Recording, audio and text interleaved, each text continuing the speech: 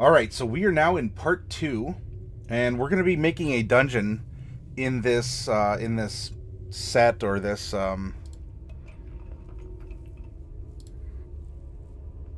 was going to try and make something cool for you there, regarding the conversation we had on races. And maybe I still will, but, this was just a rough draft. Okay. Now, we were talking about the context of this party, because being full of neutral and evil characters in a time of war or political conflict, this is going to be a little bit more advanced level planning and storytelling and character, getting into the character's role. So we've been saying, well, how can we get the characters together if they're all kind of, loose cannons, or they're all these separate strings, and how do you bind them? Mr. Grimm says, if you endear the player to the noble like they were lifelong friends, or the noble saved his life or something like that, then the player shouldn't want to kill them, as implied. Just tell the player he's a peasant and to behave as such. Babika says, King, yeah, but the problem is there are many players at a table, and if you have 6 players with 10% chance one of them is going to do something stupid, that's a pretty high chance that at least one of them will do something stupid. And what player wants to play a peasant that wants to stay a peasant, Mr. Grimm asks. Babika says, you can say, oh, just don't tolerate bad players, and sure, but you'd be a fool not to expect it from a group of randos. King says you'd be a fool of a DM to leave your NPC defenseless in front of a party of PCs. Babika says, yeah, and then you need to make sure you can handle the PCs without them killing each other, because starting out session 1 by murdering the players is a pretty lame start, regardless of if they deserve it. Babika, I hearken back to the story you shared last night a little bit. Grimm says you'd be a fool to expect them to just lay down in a game that inspires them to take risks. King says if they're going to establish themselves as enemies of the state right out of the door, well, I mean, they don't have to die. But there are consequences for killing people, especially public assassinations or of political figures. Babika replies, I have cautious, thoughtful players at my table myself, so in all honesty, this isn't much of a concern for me personally. Jam, hey, Jam, peers, the time has come and so have I, said a female warlock. Babika says if I put them in front of something that can kill them, they don't antagonize it. And Mr. Grimm inquires a detail of Jam's. Oh gosh. All right, we need to talk dungeons. We haven't constructed a dungeon yet in this series since I started. And it actually kind of came about as a recommendation by Shadzar, actually. And I figured, okay, let's sit down and do this. Especially because, yes, we have this political intrigue. We have this political intrigue style campaign that we're building up to, that we're kind of writing and getting going. Well, it just so happens. Oh, make it a bank heist.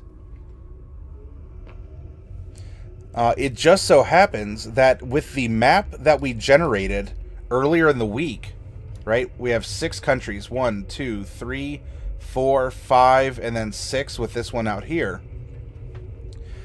We gave each of them some random traits that they're operating under.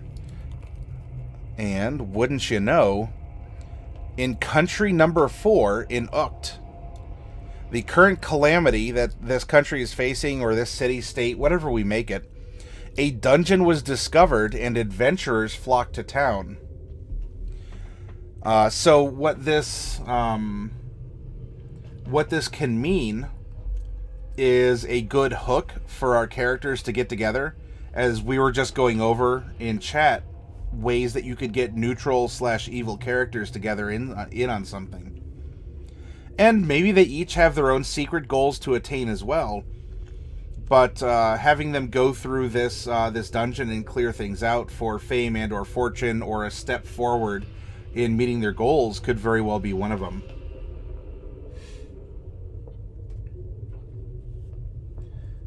Jim says, you mentioned this dungeon is to be advanced. How advanced? No, the dungeon. So the dungeon we're going to make tonight itself is not going to be advanced. It will be a dungeon that will convey, if you as a DM want to make a dungeon, these are some of the things that you need to consider. And in fact, that reminds me, there was something that I needed to put up, or I needed to have ready.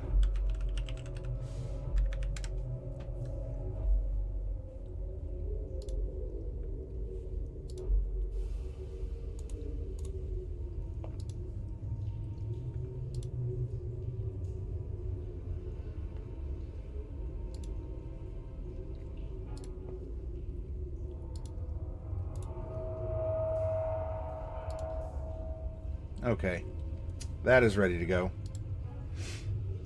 Yeah, it'll be kind of like a tutorial jam. Why would the player characters ever go dungeon crawling? These guys don't seem to type. Yeah, so it would be for fame or riches. Also, because this is the calamity, there's a calamity in Uct. And roll with me with the type of dungeon that we're going to be making, because I was thinking about this earlier today as I was doing some like preliminary sketches and going over it in my mind. So that is an excellent question, Bobicus, and I think I'll have an answer. And you know what? If you don't think that answer is satisfactory, let me know. We can revise it. We're writers. We're creators here.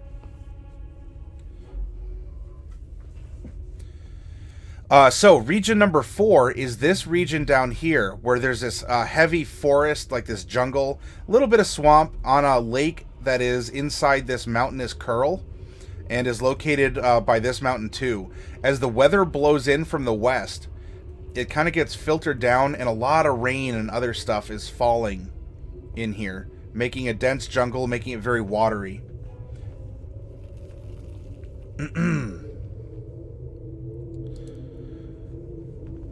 So before we begin making our basic dungeon together here, so it's a Magi Tower.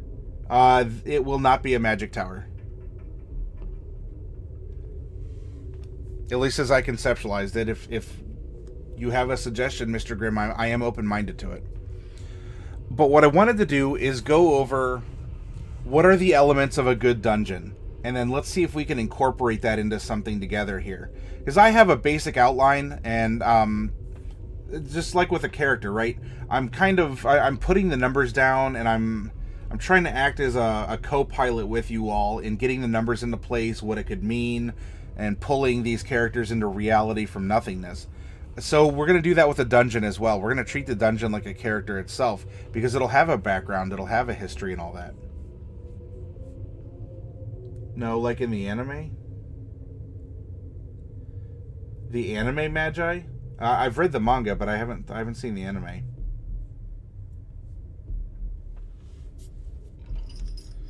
Okay. I'm going to go over a dungeon in the Curse of Strahd. Now, if any of my players are in here, this should not necessarily be new information for you. That said, if any of you don't want the first dungeon of Curse of Strahd, it's a level 1 dungeon, but if you don't want the first dungeon of Curse of Strahd to be spoiled for you, then I don't know, take a 15-20 minutes maybe. I'll try and get through it efficiently, but I want to bring up why this is such a good dungeon and things that you can think about. An interactive playground, kind of. I have a dungeon concept in mind that I'm going to be pitching to you all and describing, and then you can give some feedback on that, and we can polish it together. All right, Mr. Grimm. Hey, sleep well. I hope you feel better. I appreciate you being in chat and contributing and being as talkative as you have, especially if you've not been feeling well. So, have a good night.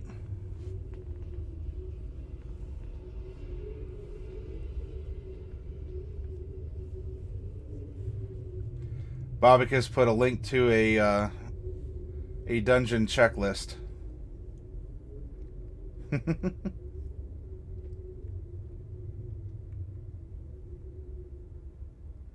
That's okay. Yeah, I'll put that up, Bobicus. That's a good redux of things.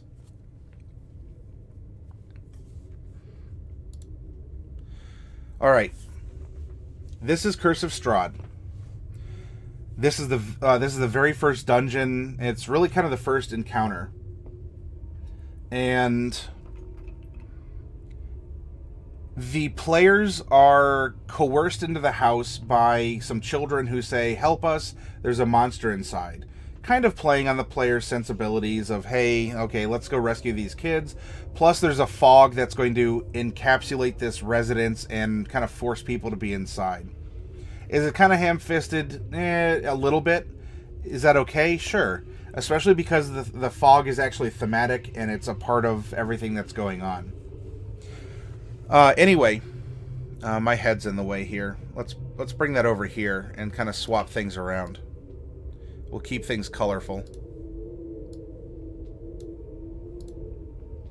Whoops. All right, that might be a little too much. There we go.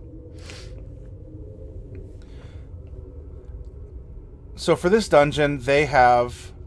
all the rooms have a write-up. Do you need to do that for yourself? You don't have to, as a DM. Should you? It might not hurt if you want to add flavor or sprinkle clues or other things around. But anyway, this is styled as a house. This is a house that you need to go into and defeat the monster in the basement in order to save the kids. Seems pretty simple. Here's your first floor. And as you go through the house, look, there's a dining room. There's a big central room here with a marble staircase. Here's fireplaces set in the wall, which, by the way, you'll notice, first floor, second floor, third floor. These are, because they're running up through the house, you have to think a little bit like an architect in this case. Would you only have a fireplace on the first floor? Especially if you're sharing the chimney and you could have it warm other areas of the house. Bubonic has a doggo. Delcorin, I think you might be going crazy.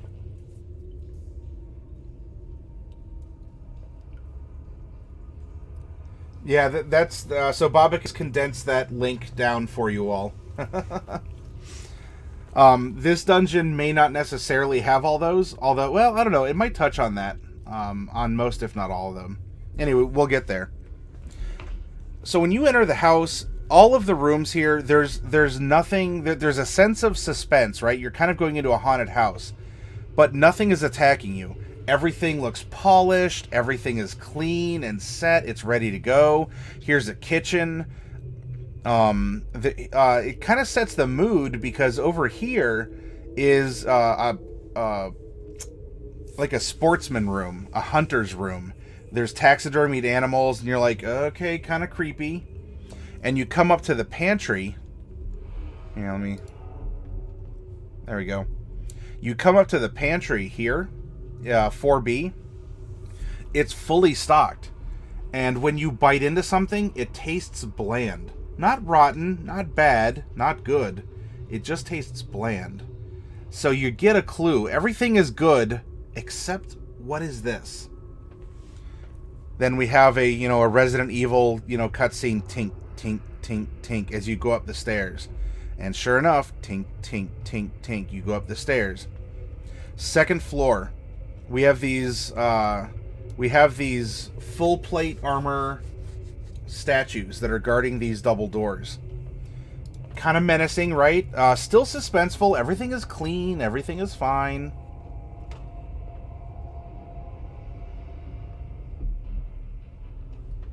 Bubonic is saying, use the 5-room dungeon model. One thing that kills dungeons for me as a player in a GM is length. If a crawl goes on and on, I get bored and I crave change in play and style. Not everybody feels this way, which is fine, but if you're like me, then you might consider trying the 5-room dungeon formula. Room 1, entrance and guardian. Room 2, puzzle or role-playing challenge. Room 3, red herring. Room 4, climax, big battle or conflict. And room 5 is the plot twist. So we'll get to elements that are a lot like that. And I appreciate both of you, Bubonic and Bobicus, for sharing your dungeon tips. Uh-oh, Jam Jam falls on the sword and is impaled.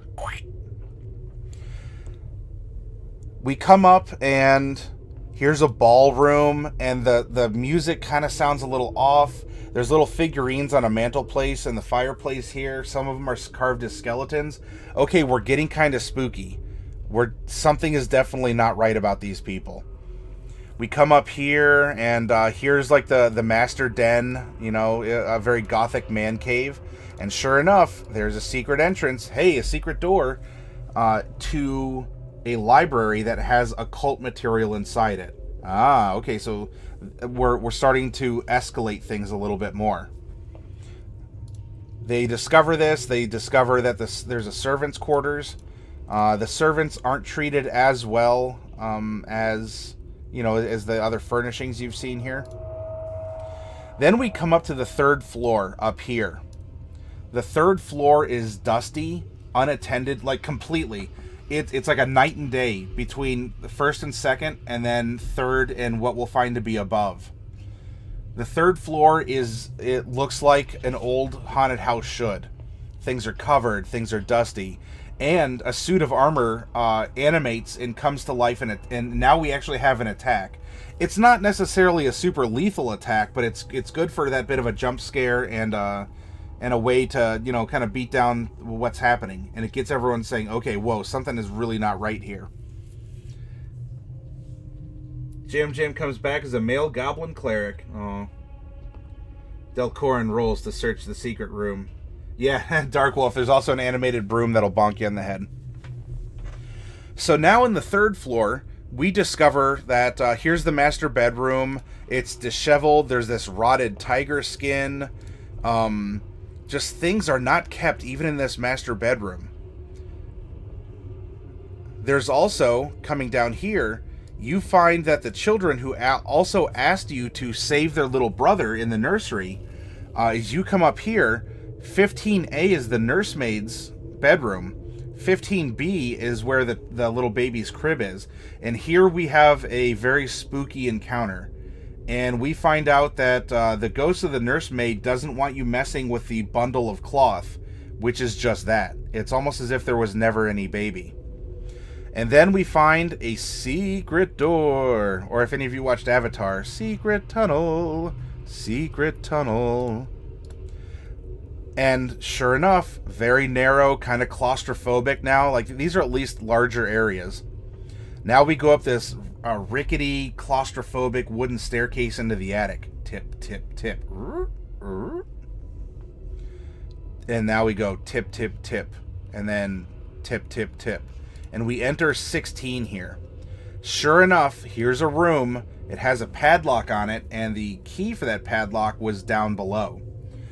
It wasn't necessarily hard to miss, as it was in a place that your PCs were going to probably be searching area anyway, which was the major desk. They open it, and sure enough, a big secret about the house is revealed. Ah! Ooh.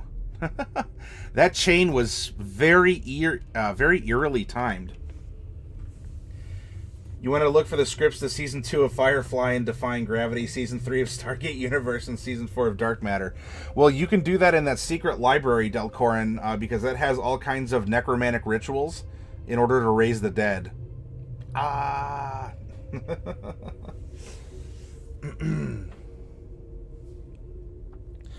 And so up here we have a very disturbing encounter, and we learn a little bit more. Yeah, too soon. Get out of here. And we learn that the way to get to the basement is through a tunnel in the attic of all places.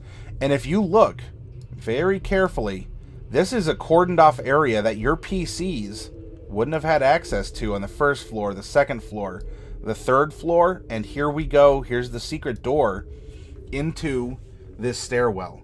And now we go down into the basement, and I'm not going to go over the full details of the basement, but now you're in the basement of a spooky haunted house with cult activity going on. And sure enough, you have some different rooms, you have some different encounters.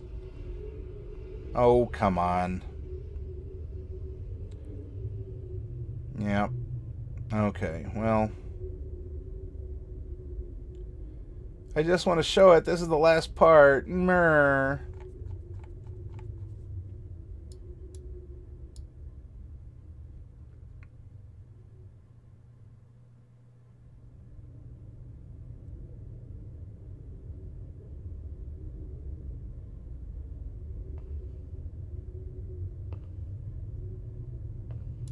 Okay, here we go. And so, yeah, look, we have a very spooky dugout basement. It's not natural. It's not a part of the house. It's not masonry. And there's some encounters and other things you find down here that back up everything that you've learned above. But now it solidifies. It becomes real through encounters and very lethal peril. And the adventure will conclude in maybe one of several ways. As you navigate these very narrow tunnels and everything is very spooky and atmospheric and claustrophobic, you might need to collect something or manipulate something in one area to do something else. And we get into some very classic dungeon crawling here. Firefly's ghost has left this realm, but dark matter and SGU are still a bit tender.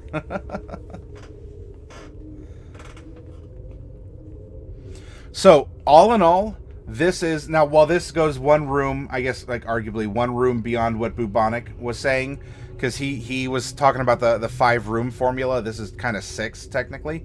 It still keeps it short. Everything is thematic and everything serves a purpose. And that is going to be very important. Now we'll keep this up as well, because this is something that we can kind of reference, and we'll get there.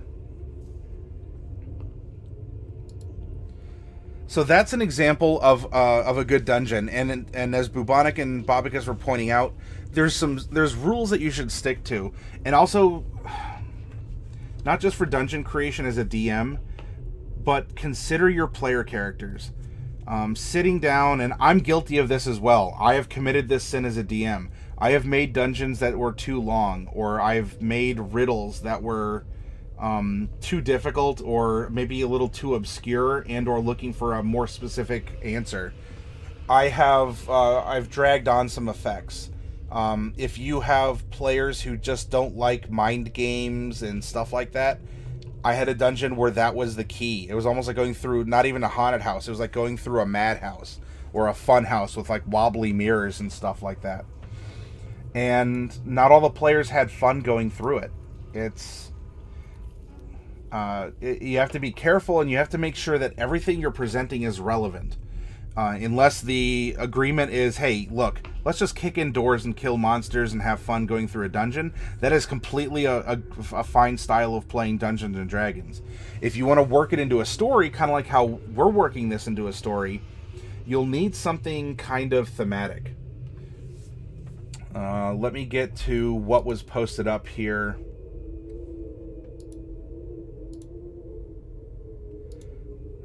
So yeah, if you click on the link that Bobicus put out there, that's the dungeon checklist. You should have a couple things in your dungeon. This is a broad summary. They don't have to have this, but they're very good starting points or solid things to consider, or dots to connect.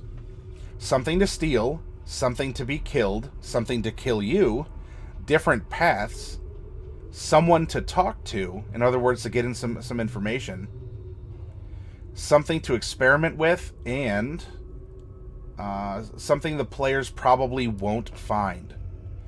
You know, you dangle that lure of 100% completionism in front of your characters, and it becomes a risk versus reward, or do we have time? You know, the cave is about to fill with water. Can we really take the opportunity to scan over all the tunnels with our hands and noses and whatever in order to try and sniff out a secret door? Or do we just have to cut and run? Anyway, that's a good article. That is a very good article. And I appreciate you sharing that.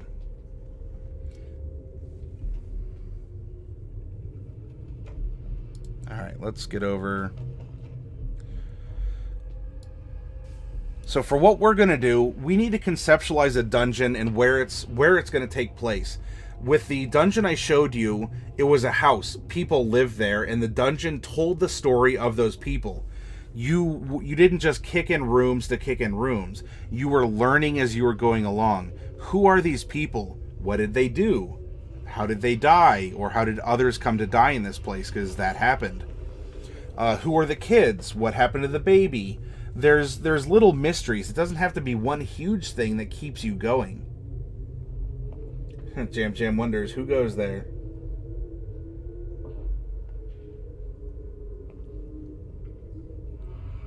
Romonger, is that you? It stops, move forward, and suddenly responds, broke back. What do you do? I don't know, is that something Rowmonger would shout out? So anyway, you were constantly learning about the house and its inhabitants. And so that was the fuel in the engine of the dungeon that was encouraging players to go forward. Not that there was necessarily a ratcheting mechanism behind them to constantly push them. It's just that you couldn't leave because this like very bad fog was surrounding the house. So here's our environment. We have Ukt, which is number 4. We have jungle, and we have water, and we have earth. There's a lot of stuff going on here. Plays dead. It is inhabited by gnomes and humans. Now, anyway. The ruler status, iron-willed but respected. There is a notable library or academy that's here. And so this could be maybe an ancient source of knowledge, something that was found, like a Library of Alexandria kind of a thing. It is known for its rude people. Again, these are cultural things, because this is going to be an old dungeon, and it may not reflect the people as they currently exist, but what could exist. So the calamity is a dungeon was recently discovered and adventurers are flocking to town. As well, in the weird locale, there's an ancient tree containing a trapped spirit, which could or could not play into the dungeon. That could be a tree in the forest, whereas the dungeon is really going to take place kind of around here, right around the conjunction of the swamp, the forest jungle, and the lake and the mountain. The roots could be going through it, Jam. Now, that's something that I hadn't conceptualized through yet, but we might be able to add those details in.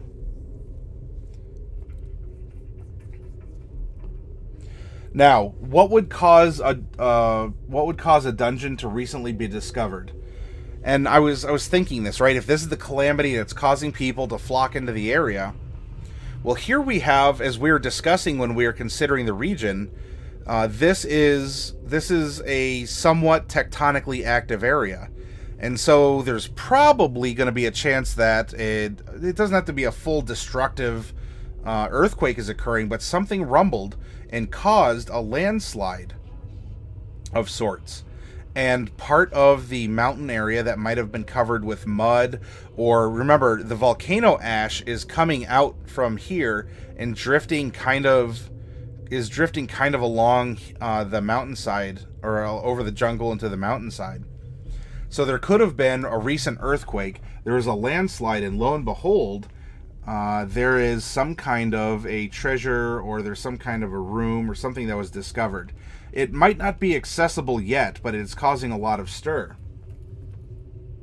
It's an evil tree, says Ro. Ooh. Aha. It's the ambient wind sound on the stream that sounds like Monolith from 2001. Ah, okay. Yeah, I am playing some ambient music and some ambient sound effects for a dungeon. So, as a DM, here we go. We have events that are like, why was the dungeon constructed? Because your PCs might ask you similar questions. Why are we here? What is this place? What's going on here? Or what happened here before something stopped happening? And what made it stop happening?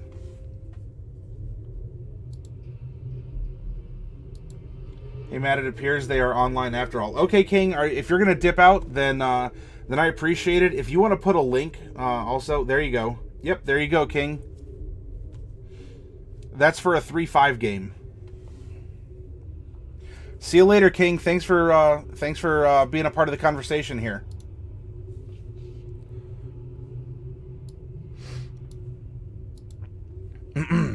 So we have the region, and we kind of have this idea about the ecology, maybe the mentality, right? If there's this university or this library that was somewhere else discovered here, well, there was a people who thought things and did things and wrote things down.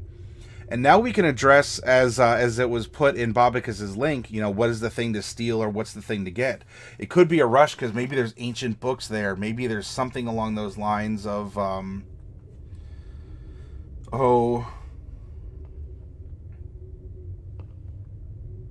magic books, magic spells, scrolls, more knowledge of history and days of yore, religion, that kind of a thing.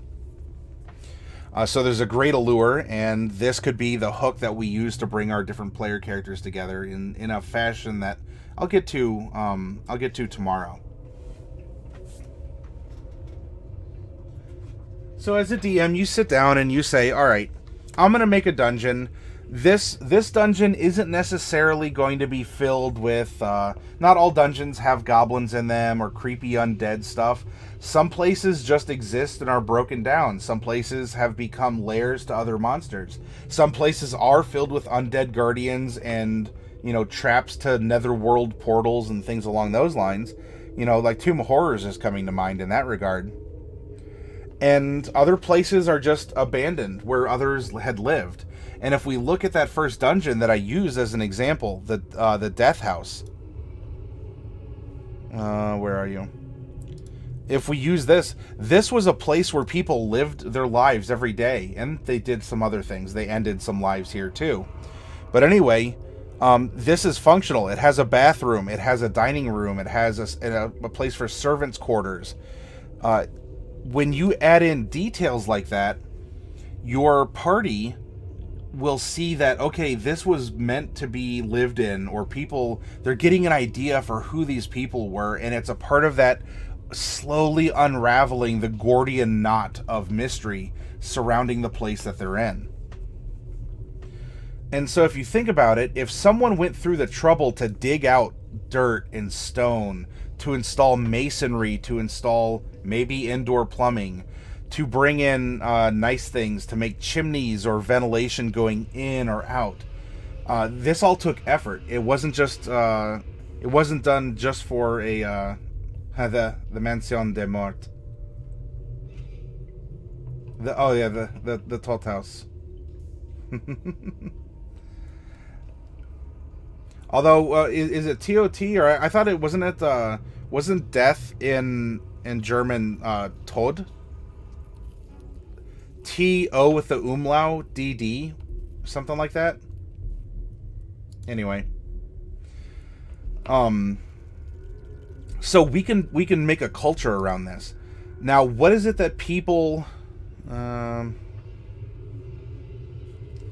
what is it that people need? What is it that they want and desire? What would motivate someone to either pay or enslave or motivate or something along those lines enough other people to make a facility that's meant to be important? Well, here, we can not only put on our architect hats, we can put on our psychology hats. This is Maslow's hierarchy of needs. Todd. Okay, so no D is just one. Okay. Before we can look towards advancing other ideas or ways of life, there are certain things that need to be taken care of first. So, the bottom of the pyramid, this is what we have to have before we could consider luxuries of any other kind. Breathing, food, water, sex, sleep, homeostasis, and excretion. These are biological functions. This is the building blocks of life. We consume, we excrete, we need to breathe, we need water, and so depending on the type of dungeon you're making, these things need to be met. And if we're going to deal with an ancient civilization, would it make sense to have miles and miles of tunnel and not a bathroom in sight? Miles and miles of tunnel and there's not a place for people to sleep? Not a place for people to eat or extract water or things along those lines. So these are some elements to your dungeon that aren't necessary, but these make for very good storytelling, because now your players, whether they know it or not, are going to be anthropologists, and they're going to understand the subtle clues of who these people were and how they lived, or why did they set such elaborate traps to guard something. Because now, if these physiological steps are taken care of, Now we can worry about things like security of body, of employment, of resources, of morality, of the family, or the health, or property. So we can't take care of a property unless we have property, unless we can secure it. If we can't even have food or water, how do we try and secure the body? By clothing, by armor, by just living out of exposure. Now, if we take care of that, the next step up, friendship, family, and sexual intimacy. There's a difference between the physiological need, because when that says that, we're just talking about reproduction, so that life continues on. It doesn't have to be romantic. It doesn't have to be anything. This is just, if we want human beings or tieflings or halflings or whoever to continue, something has to happen. Well, now we can actually worry about, oh, isn't that nice? They're in a relationship together. And what is the meaning of a relationship? And we can wonder about these things because we're not starving, because we're not dying under the hot, hot sun, because we're, and we don't have to worry about dying under the hot, hot sun because we invented clothing or an umbrella or shelter, things along those lines. Well, now we go up the pyramid, and now if you have concepts like friendship, family, and sexual intimacy, which are now getting into culture and religion, self-esteem, confidence, achievement, and it goes from there. Like there's really a certain point where we're like, look, this is a building, this is a dungeon that we're making, but you get to see the compelling nature of humanity. And unless your other races are very different, and they might be, especially after last night's conversation, unless your other races are vastly different, they're going to need to secure the bottom rungs of this pyramid before they advance to the top. And so now, as long as your dungeon can maybe take care of this stuff, and not even just for the residents, I don't know, let's say someone just inhabited a cave. Caves don't have to support life, but there's life inside there. Yet that life has adapted to make sure that it can eat, breathe, excrete, and reproduce, etc., inside of the cave. And so there's this there's this system. Okay. Anyway, enough about psychology. I hope I didn't lose you guys. I hope this wasn't really obscure. If that kind of a thing was really like, oh, come on, you're jumping the shark, Matt, let me know, please. Let me know in the comments, or say, hey, can you go over that again? Or look, that's not relevant. Maybe the 7 bullet points before is just, look, we want to kick in doors and steal stuff and stab goblins. That could be it too. But I would like to know your thoughts on approaching dungeon creation from that aspect.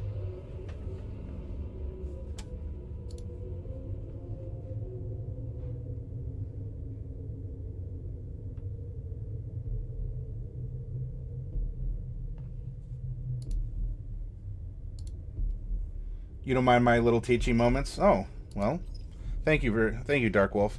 As long as I wasn't losing you or making you think, wow, how is this relevant, or is this guy going to shut up and get on with it already? All right. So when I was planning, I printed off some graph paper, and I started playing around with some ideas. And eventually, I'll flash it up real quick, but I'll draw it here in front of you so we can have a discussion. So this is the basic idea of what I was coming up with. Well, there's the first floor of it anyway. There's more that I haven't shown. If we have a civilization that existed, they built this library, there's knowledge to be contained. If they have this level of architecture, then they're taking care of themselves, and they can afford to spend time and energy on things like philosophy, writing, religion, etc. So I figured, well, let's have a temple of some kind, a religious area of some kind. Or if not religious, maybe it's civic. We're not sure yet, right? This is an old civilization. But it's going to be a little higher functioning than just a cave where people pop a squat for a little bit, and then they take off once the weather improves. And I looked at the region we're working in, and I said, oh, there's plenty to go on here. It could just be in the middle of the jungle. It'd probably be better set into the mountain, and especially with water, because water is going to be important in this region. It rains a lot. There's a major river. There's a major lake. There's a swamp.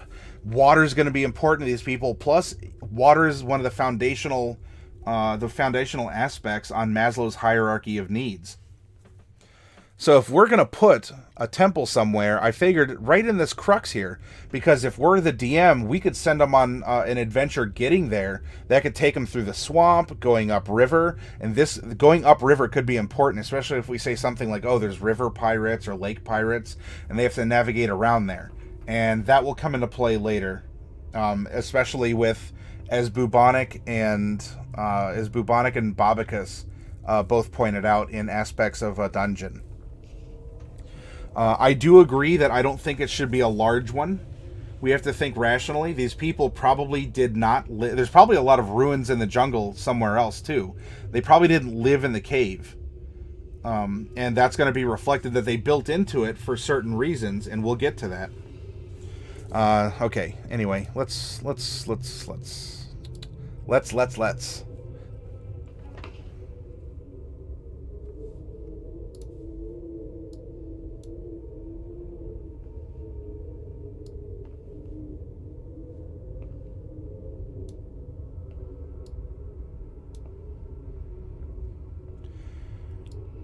The basic idea was there was an earthquake that caused a mudslide, and the mudslide uncovered this area, meaning that everything in here was probably sealed in some way, maybe even by another earthquake or the original mudslide that kind of cemented things over. And this is why it would be untouched by the time the party gets to it, because that's something else to consider.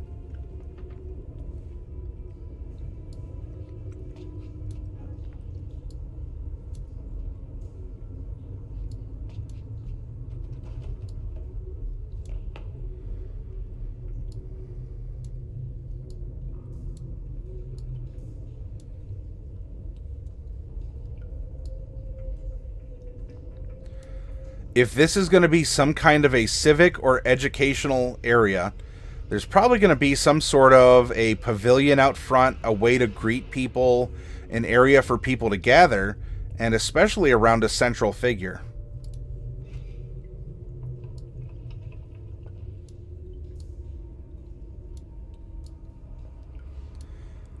This is my little abbreviation for a statue.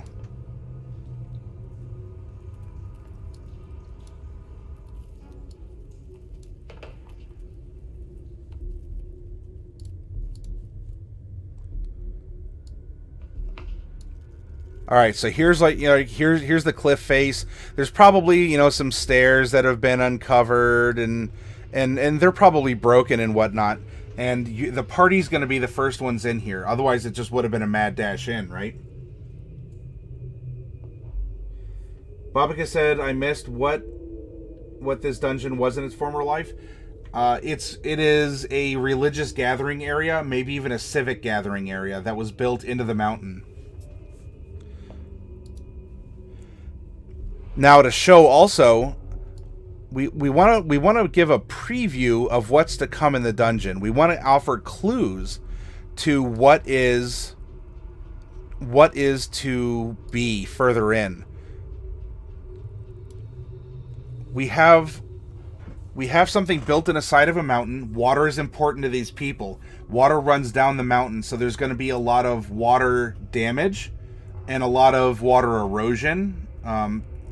So water damage and erosion are not mutually exclusive. And we also just have channels and guides for water.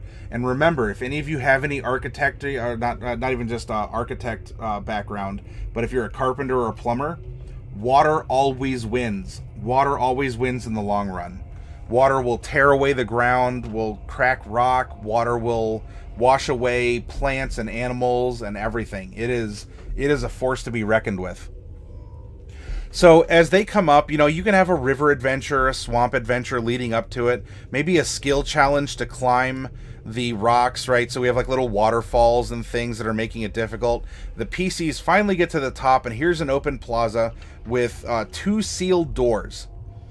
Now, all of this up here is dirty, right? Because the water the land recently slid away, and that meant that the water that was running through the system finally was able to flush through, and so it's been washing a lot of mud and dirt and pebbles and everything down constantly, kind of cleaning itself out, almost as if it was designed to do so,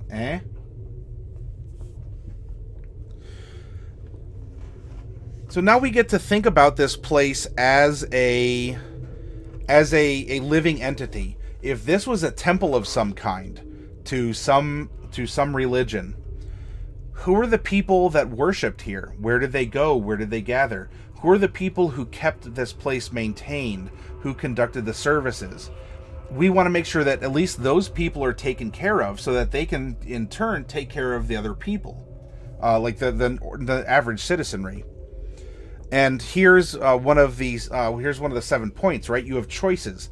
As soon as you get to the top, your party of PCs has 2 doors that they could choose to go through.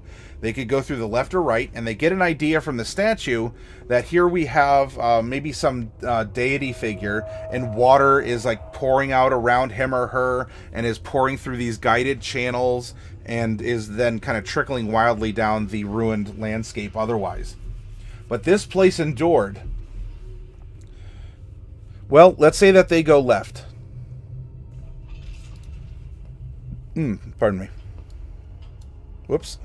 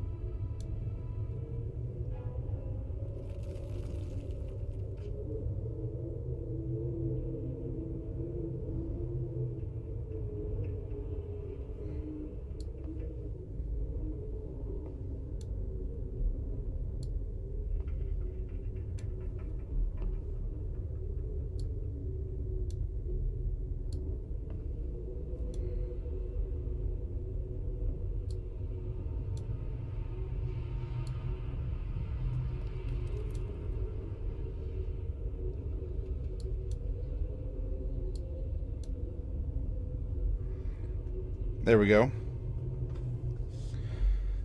If your players go through this door, they're going to find that there are 2 little bedrooms here. And then there's kind of like a shared, some sort of like a closet maybe. Like there's a bed and an area for robes and like a little personal foot locker. And then there's an area here to store extra clothes, maybe some weapons. In fact, this would be a good place that if you wanted to offer more previews of what could be to come in your dungeon, that something is here, right? If something is weak to piercing damage, maybe you have some spears in here just to kind of give a hint. Why do they have spears? Well, the piercing damage. Well, piercing damage is really good against monsters that were native to the area at the time and might still be lurking. You can offer hints like that here. Is there anything left in the bedrooms or in the foot lockers? There could be. Those offer more hints. More hints, more hints. And it would make sense, right? So we have 2 acolytes or 2 guards that have access to the outside, maybe to greet people, and therefore usher them back in through a hallway, which you can describe as you will. And actually here...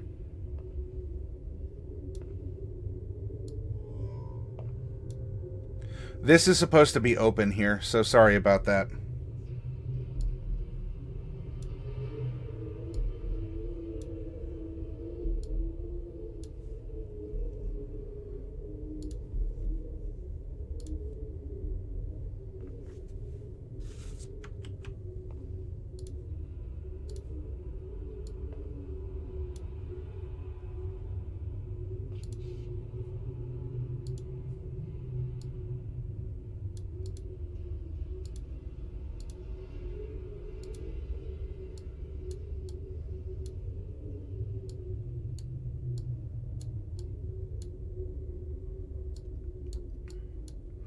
Okay, so this is supposed to be open, so pardon me for that. So as they're going down, they can look down this corridor and see it's supposed to open up into some other kind of side chamber. However, there's been a collapse. And they can go into this room and look around, and again, this is a good opportunity for you to leave a clue. By the way, the collapse is a clue itself. It's showing that things might be unstable. Things might be prone to still collapsing after this earthquake or this other, like this mudslide or this seismic event. So this room is not pointless. There should not necessarily be a pointless room in your dungeon. They exist for a reason. Hopefully beyond just holding a random monster.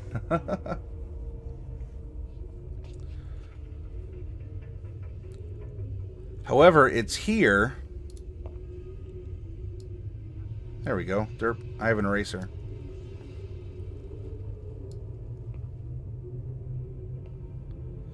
It's here that the hall widens, because if this place was meant to hold people and to give them religious services, sure enough, we need to provide an opportunity for people to gather and have such a thing.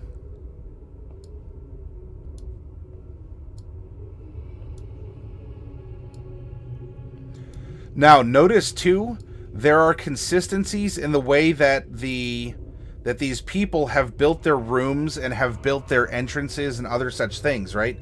They open up, they seemingly open up, and they become wide. Having these kind of subtle consistencies throughout your dungeon is, again, more cultural clues. It keeps things interesting, and it helps you to really get into the mind of people who probably spent years digging out rock, years shaping it and using masonry and quarrying and chopping down trees for all of the paneling and the supports and the furniture and all of this stuff.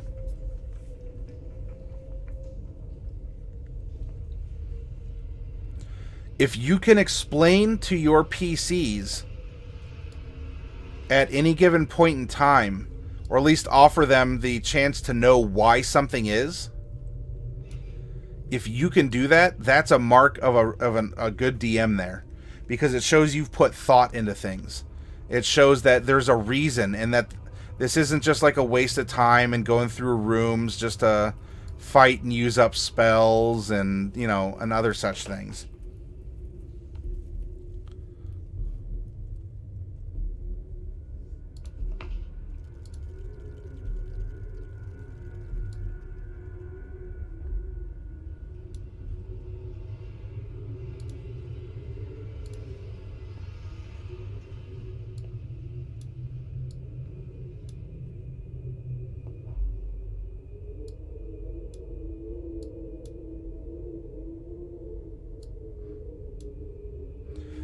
Also, if we're dealing with something like religion, patterns and other things like that can be very important.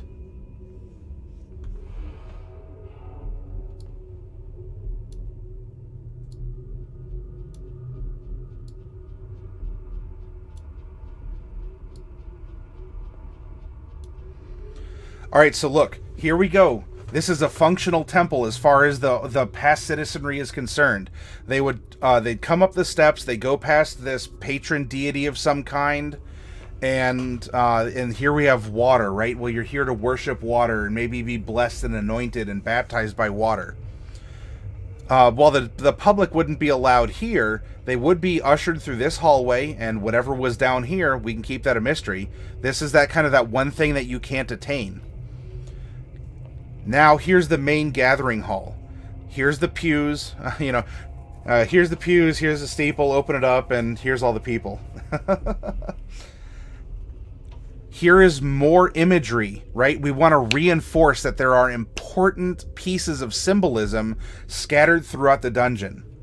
Now, for this, and what we're doing, I figured here we have a central figure of some kind. Now we have the same figure repeated, but as it is important for people, while this is the kind of the generic token that I use as a statue on my maps, we can add a little bit of detail and say that we see the same figure, but the figure is set on a boat, right? Water's important, so we have a boat. And this person might be standing on the side of the boat. Well, all right, so you can't see here. I'll kind of do it with my little baby hands. Baby hands. You know, welcoming everyone, like welcome aboard, this kind of a thing. I'm sorry if I bonked the mic and that set your speakers off.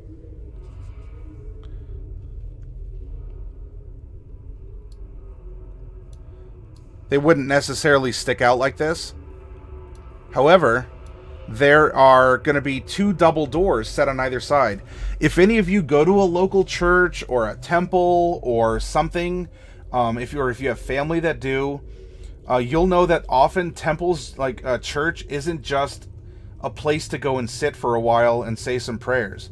It's a community place. It's a place where people gather and they might eat and they might do other things. And especially if we have the caretakers of the facility that are living here too. Well, how do we go about doing that? Well, that's pretty easy, actually. Number 1, if this is the main chamber where the religious ceremonies are performed, and this is the altar in front of the pews, right? This allows people to come up for ceremonies like weddings or funerals. Again, think about this stuff. Over here would be something like a supply closet that's accessible. This has all of the, you know, the sacraments. This has the goblets. This has the aspergillum. This has, you know, any of the tools needed for the rituals to be carried out here. Now, have the players thus far found anything, you know, gory or sacrificial or blasphemous? No, not really. This actually just seems to be like an old piece of history. So, now, if you wanted as a DM, then you've kind of lured them in this far, and you could add an horror element really easily. In this case, things seem pretty mundane right now. Now, you know, little do your players know, by the way, that here and here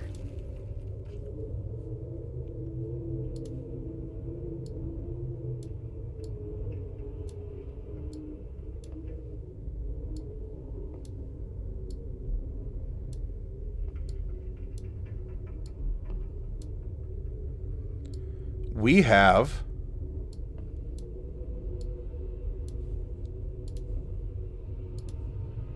whoops.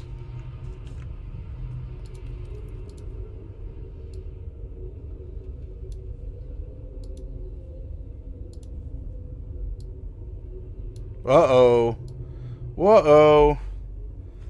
Secret doors. Now, these are going to be secret from your PCs. The guards or the acolytes or these other temple caretakers may very well have known that these exist. And you have to ask yourself now, okay, so why would they have a secret door? Well, I don't know. What if, you know, Grandma got confused and went left instead of right? Oh, I shouldn't be here. It looks like this is just where they stay. Bless their hearts. So something maybe more important is held behind the secret door, in between the supply room for the officiant and the quarters for the staff. And so what we can say is there's some kind of a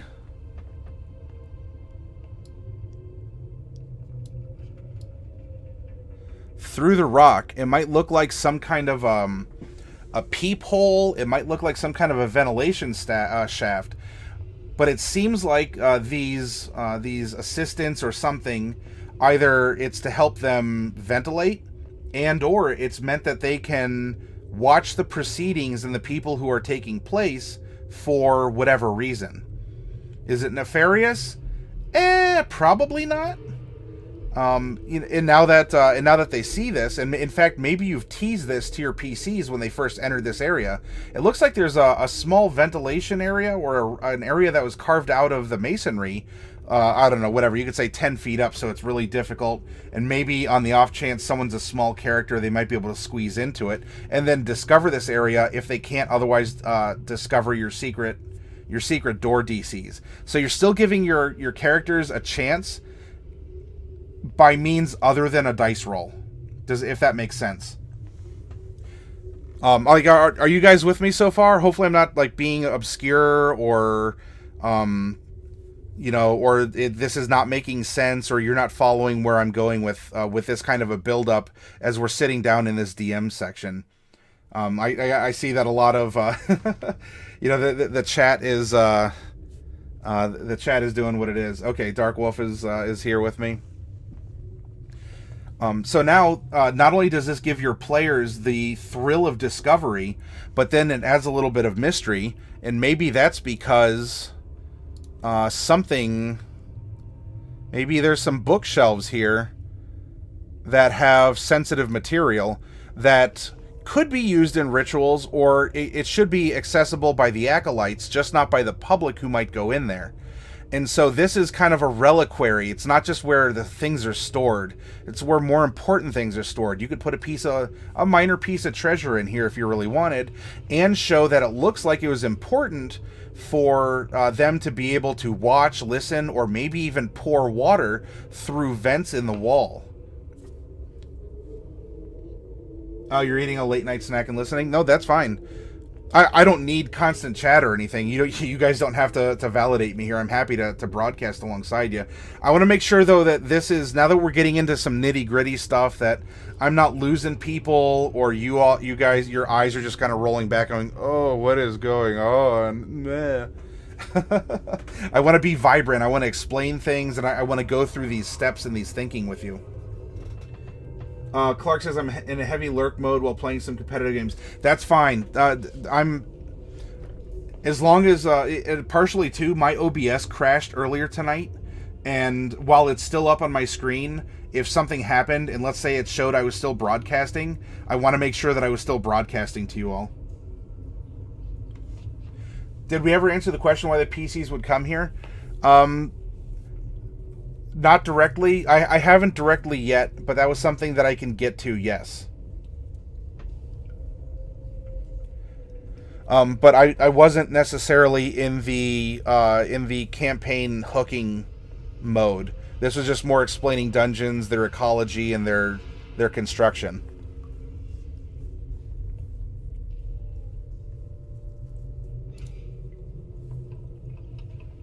Yeah, fame and glory. That is constantly a compelling reason for things, isn't it?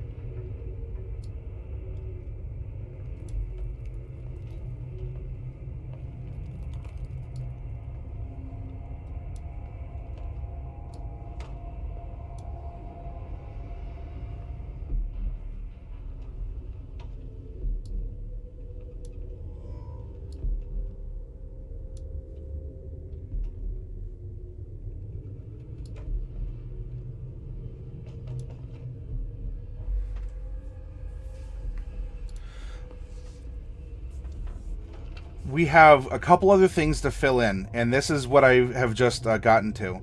We know where these acolytes or these other service people live, though the head priest or priestess would presumably have his or her own quarters to herself, and or her, if she has a lover or is married or even has a family, that they would be given a place to stay here too. And as this doesn't seem to be a place of bloody murder and sacrifice, both the acolytes and the head priestess or priest, and maybe even the community members, usually churches have kitchens of some kind to share a meal, whether it's of religious significance or it's like a community feed. And so we're filling this in, we're fleshing things out. Delcorin's going into the woods. An orc warband pops out. Can you do it? 7 and a 2, and unfortunately, yep, Delcorin spills the salt and goes down to Chinatown.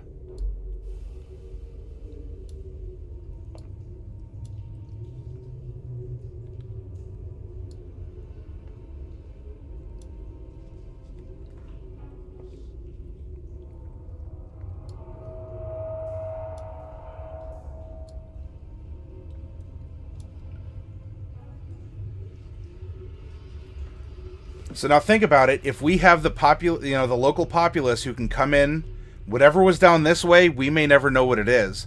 But here's the main gathering place for religious worship. It would make sense that they would come in, and that's a door also right here. That they would come in, and this would be kind of that communal, like more casual area for them to be. And so we can have, this is the kitchen, so here's a bar, a serving counter, and then we say, all right, so here's some counters and some stoves and other things, and they look to be intact. This is where you can drop more clues as to the culture. Is there like a rotted or petrified type of bread, or some mushrooms growing here, descendants of ingredients that they used, things along those lines. You could even have a little fun and set up something like, if there's mushrooms, that it's a shriek shroom. It's not dangerous on itself necessarily, but it's good for a bit of a jump scare and to make sure that you're keeping things a little tense.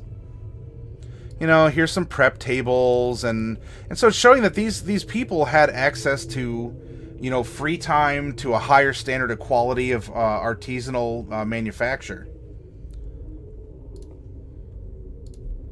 And then we just go here and say, okay, here's some tables, 2, 3, whoop, oh goodness.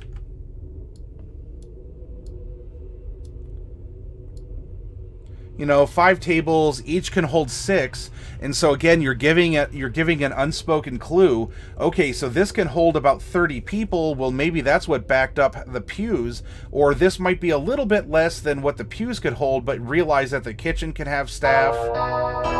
Hey, Forged at the Table, thank you so much for following along. I hope you're enjoying this dungeon ecology, this architecture, this cultural explanation as we're going through, and we're giving this DM tip, or set of tips really, on ways to create a compelling dungeon. Now we can have this set, this room down here would be the office for the high priest or priestess. Right, it's right next to the main holy site in this dungeon temple. And we can create a little bit of mystery as well. So let's say that there's, here's a desk. It faces the door. And this is where church business is conducted, something along those lines. Well, why don't we say something, right? If this is like a water-themed temple, this is a water temple that will not aggravate you all. Why don't we say something along the lines that carved in here are maybe some arches, and coming down from them looking like a waterfall are blue curtains. So it can create kind of a cutoff area. Like you can see a desk, it's still like partially pulled. There we go. We got to use a little perspective here, so some imagination. In before water level buttons behind the desk. So this is an area that's kind of cut off, but by curtains. And if a curious player wanted to know what was going on, yeah, they'd probably snoop around. You could put something in this desk if you really wanted to. Now, what would be what could be interesting as well is, lo and behold, going through the rock into this kind of private area from where the high priest or priestess does business is another one of these holes. Is it for observation? Is it for ventilation? Is it for like water pouring in and out? We don't know. Will we ever? You could leave that as a dungeon mystery if you want.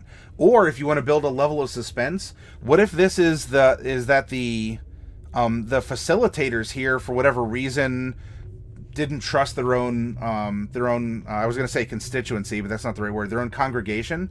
And what if they were spying on them? Or what if this was indicative of something else, or as part of a magic ritual, or it could be needed in order to open a secret door elsewhere? Your PCs are going to continue looking through things, and they're going to say, oh, well, I mean, so what's going on? All right, we get the idea. Because in here, this is the bedroom, right? Now, so this area is the personal living quarters of the High Priestess. So it'll be a little bit better than the Acolytes. And here's like a personal study with a personal desk. You can put more stuff in here. However, we can take, and maybe starting just in the corner of this room and going all through this one here, there's more evidence of damage from the earthquake. We can even put like some fallen blocks in the corner here. Now, this is acting as a bit of a warning, and if your players have already looted this desk, which appears safe, they're going to come in here and say, oh, this is her private writing desk. This isn't for official church business. This is where maybe they have to move the chair in order to open the drawer. That chair has been holding up a loose boulder. Now you can introduce a natural hazard, right? So the player's greed is punished when they move the chair and the trap goes off. And, you know, something happens, right? And then everyone's like, oh, okay, this isn't suspense. Something actually happened. Someone might have taken an injury. Someone might have hopefully not died. You're kind of a brutal DM at this point, but hey, some people want to play hardcore mode. I get that. Again, tension is now, it's been brought up and crack-a-boom, but it's something easily explainable, like, oh, okay, haha, that was my fault. I bumped something. I was trying to open the desk and I caused it to fall. And maybe you give them another clue, and in here could be a bathroom, by the way. This area here could be to maintain consistency. While this is kind of like private church business, this could be something like a confessional booth or something along those lines, where it's more public, right? You come off of here, and then here's another water curtain and arch, and this is just like a little isolated area. Maybe there's a clue, maybe it's just there to showcase the faith. More cultural clues about how they eat, what they talked about, is there art on the walls, things along those lines. But now your players are going to say, all right, so what gives? Why is this all there is to the dungeon? And maybe you just wanted to reveal a fun little, part of the world. Or you could say what has happened is inside of the private desk, because we're talking risk and reward. Injuring your players for the sake of injuring them can lead to negative feelings, right? If it's viewed as it's DM versus players, that creates a little bit of hostility and irrational decision making. So maybe in this desk there was some kind of I'll say a key, but not a like a key like that. That might have been a dinosaur like eating grass, right? Like leaning down, like the long neck and eating down. I don't know. And it just so happens that that this kind of like a watery orb fits into something else that was seen somewhere else. Or if it's not an orb, it's we could use the term a MacGuffin, although this would really just be like a trick for the dungeon, not for the plot itself. In fact, let's say that it was a special kind of hook that had a certain configuration of prongs. And it so happens that the character up in this boat area had, there was some kind of a symbol that looked like something could hook in, and there you go. So now the players who've reached a dead end have found something possibly useful, and they say, aha, well, we can't dig through tons of boulders over here. Which, by the way, depending on the level and the magic, you gotta watch out, because there's meld into stone, there is all kinds of bypassing for stone and earth and mud and all this other stuff. And sometimes you just gotta roll with it. Now, they come back and say, ah, we found something. And we might have taken a bump for it, but it's going to make us savor it all the better. Well, wouldn't you know it, that's interacted with, and that behind the statue, or really incorporated into the statue itself, is a secret door. Let's say it's a hook on like a 10-foot pole or something. They pull at the side of the boat, and now what looks like a gangplank comes down. You know, crack a crack a crack a crack a goo. And it looks like with this, you know, so you have the holy figure who's up on top in this welcome position. Underneath the holy figure statue on this boat is a gangplank, almost welcoming you inside of the boat. The gangplank is down. Hey, let's go in.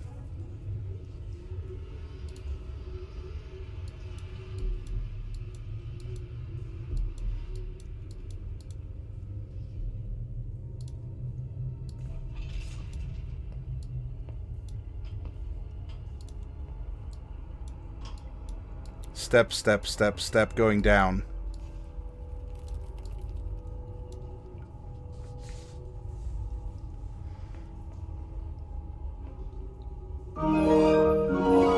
Hey, Delcorin. Oh, still 94 out of 100, though. Oh, well. One day, one day.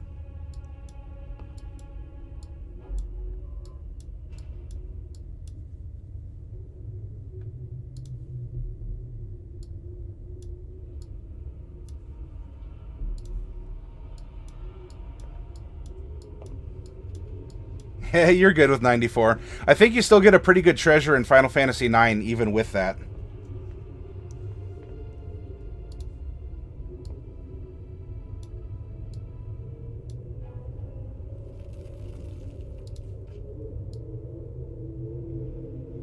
And so, lo and behold, the head officiant had a way to get into this this bottom area the whole time. It could have been a note left in the drawer. It could have been a clue in a painting. There's a lot of different ways you can do this, but I want to convey some of the basics of storytelling through a dungeon. It doesn't have to be a 10-foot pole with a hook on it or something along those lines. So we come down, and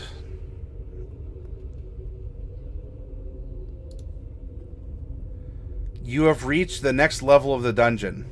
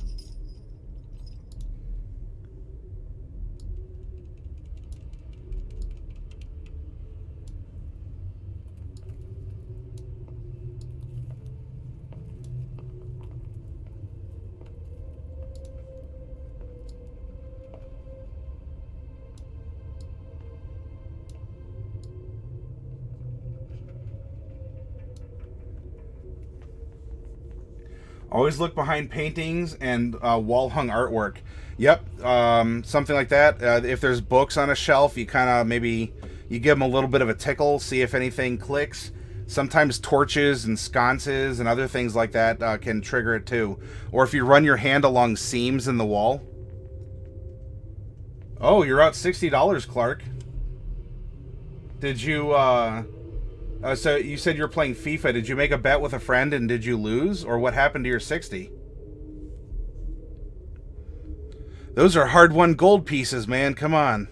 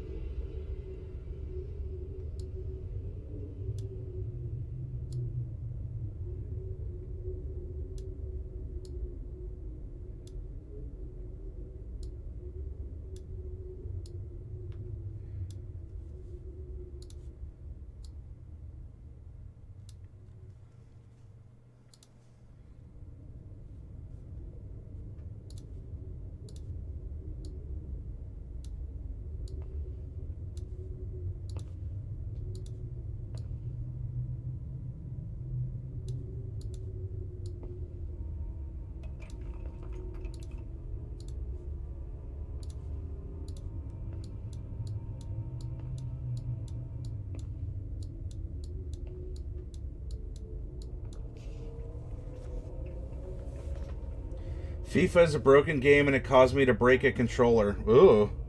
That's 4 since October?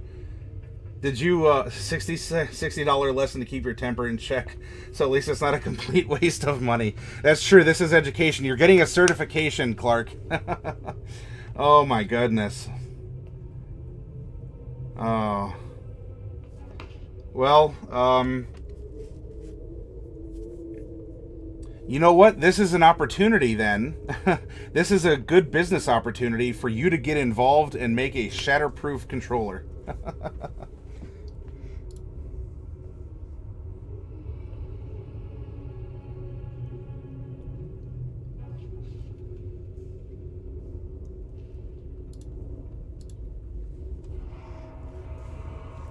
All right, so your players come down and maybe you offer the same religious figure. Again, we want consistency. We want this to be possibly a clue for something later, but maybe the figure's a little bit different this time. We had kind of a generic welcoming one, then we had a welcoming one up on a boat.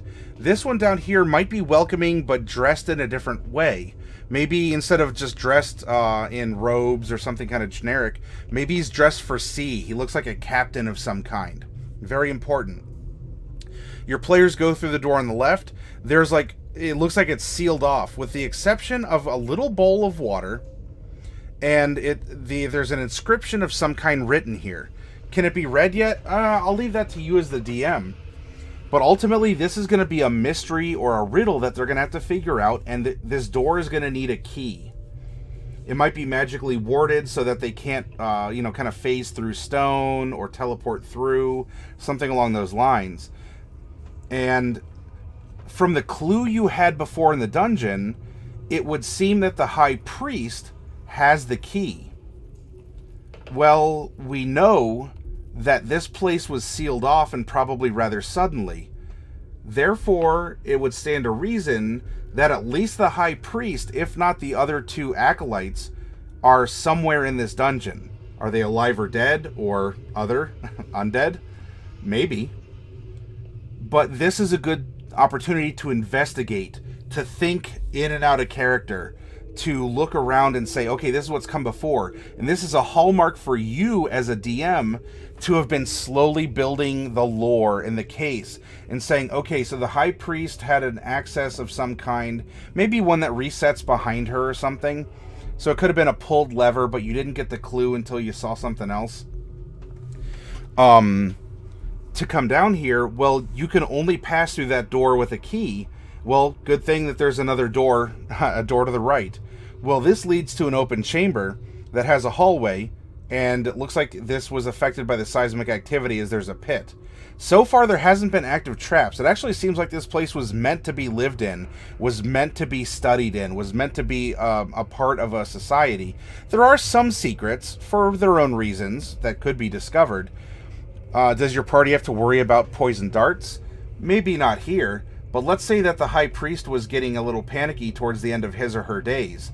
Then we might see some summoned creatures. We might see some traps that have been laid to prevent others from getting something that he or she was possessing in a time of desperation when it seemed like there was no other way out. You know, you could look at the cleric spell list in this case, or if you think that the holy person was a paladin, that's fine too. Was a druid, sure. This is us to think about. If this is some kind of like a water temple. Dell says, I have almost put my fist through my monitor twice because of computer issues, but then I reminded myself breaking my monitor won't solve my problem and I'll have to buy a new one. It's Clark says, like there's so many problems with the game, but it's really only the video game I play, so I'm stuck with it. Oh, okay.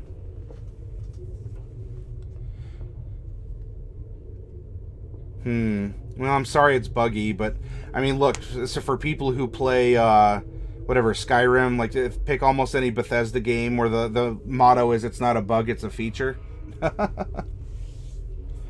So, okay, it's here that the dungeon tutorial, like, you see where this is going, and you can add filler. Like, you have a strong intro, you're building a story, you're building a culture, you're building a case. Layer 2 refines those ideas some and introduces some more hazards, some more traps.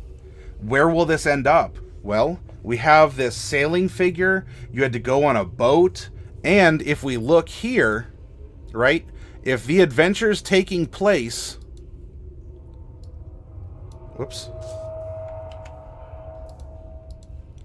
If X is marking the spot where the adventure is taking place, and our party needs something like a boat for traveling in, because we have a sailor who has a lot of experience, among other things, there could very well be something like the end of Goonies. If you don't want me spoiling anything, then earmuffs. I'll give you a couple seconds here.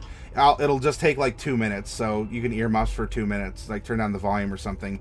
I'll raise both my hands up when I finish talking about Goonies. Okay, if we're good, I'm going to talk about the end of Goonies. And remember, I'll put my hands up when I'm finished. Okay, so at the end of Goonies, they make their way through these corridors. They make their way through, like city-constructed sewers. They make their way through pirate trap tunnels. And they eventually come to a big alcove, right? The seawater's still coming in, and there's this boat that has been sort of trapped in time. And aboard it is One-Eyed Willie and, in the other pirates. And eventually things happen that the boat is freed back out into the ocean, and that's kind of the end of the movie. So what this could build to, it may not have to be a huge pirate ship, but maybe after solving the riddles and endangering themselves, you as a DM who've created this dungeon, reward them with a vessel that's, maybe it only takes the 6 of them.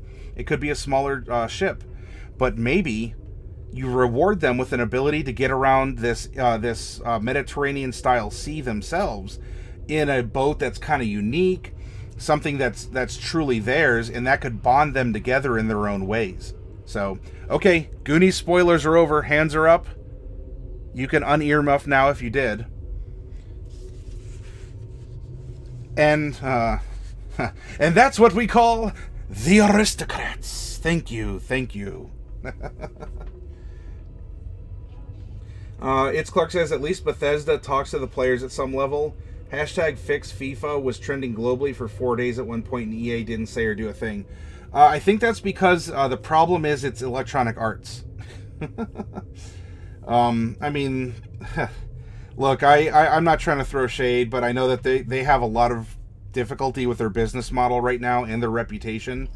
And when it comes into something that's kind of a cut and paste, look, I don't know too much about sports ball in real life, let alone sports ball video games, but I can tell you that probably most Madden games for American football are cut and pastes. They just kind of swap out faces and colors and like team logos and stuff like that.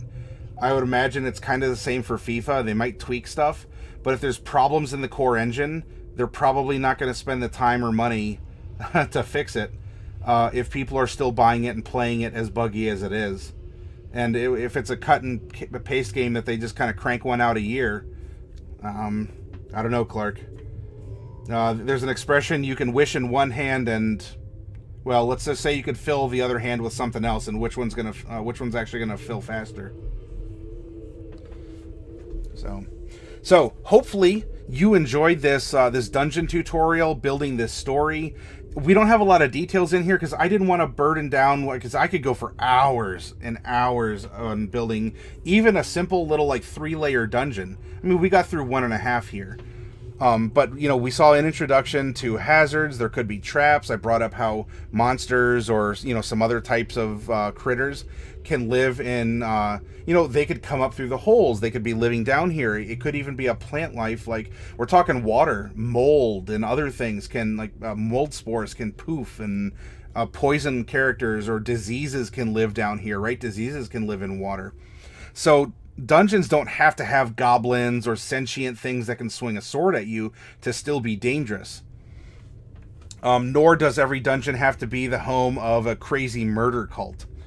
In this case, we avoided a lot of that, and in the end, we came out with a pretty cool item to reward your players for going out of their way and going through the dungeon, solving the riddles, solving the, getting around the traps, and surviving the combat such as they were. I guess we can call this temple something if you want to think up of a name. Also, oh, before I take my next break, I didn't remember seeing it in chat before, but I planted an Easter egg on the character that we made last night. Not tonight, not the monk we just rolled, but we're talking about the character last night. There is an Easter egg that is available to you. You don't even have to see the PDF, but I'll put the PDF up anyway if you want. If you can tell me what the Easter egg is, then I will give you an EXP bonus. Okay? All right. 5 to 10 minutes. I'm going to take a short rest, and I'll be back, and we'll open it up for conversation, fun. We could still tweak the dungeon if you want, if you have questions on that.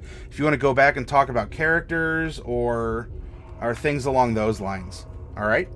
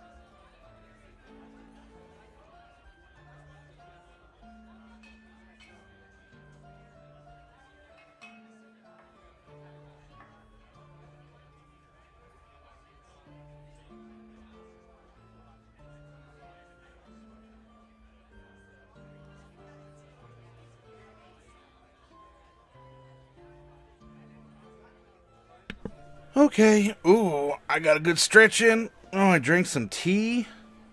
There's cats around. I mean, come on. What's not to like about that? I might take another swig of tea here before I could pop back on.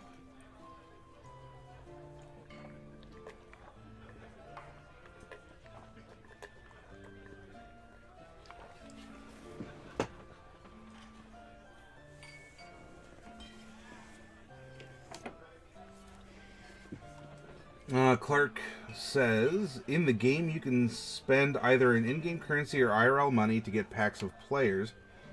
The better the player is, the harder it is to get in a pack, which is understandable, but EA will not say what the actual odds of getting player X is, and won't sell the game in China because of it, because in China they'd have to do so. Yeah, China did pass a law where the odds have to be stated.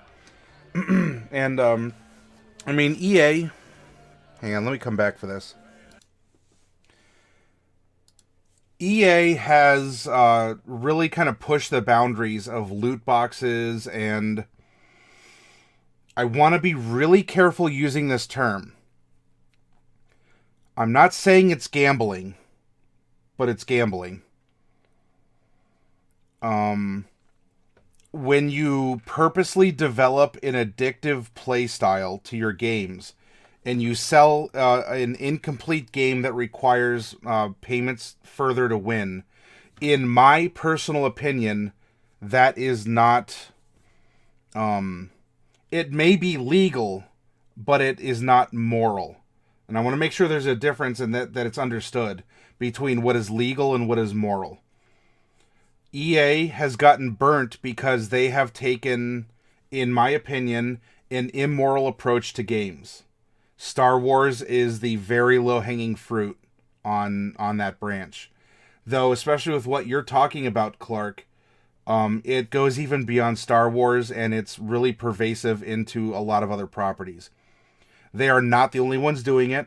I'm not here to poo-poo on programmers who spend their time and talent. And look, they got to feed their families, and they have their taskmasters over them who have their own deadlines and agendas and families to feed. And ultimately, there's a saying about things rolling downhill. And I'm not talking about stones and moss. So we need to make sure that we're keeping things in context. But yes, EA has a culture problem within the company that is producing games that are legal but not arguably moral. This was... So I have a master's degree in executive business management. This was like bread and butter stuff we talked about. International scope, we talked about legality, morality, executive decision making, different responsibilities that executives have as well. And so I could talk about a lot of this, but I don't want to get my blood pressure up. Bobicus says that's a good law. Gambling, it's gambling, says Bobicus.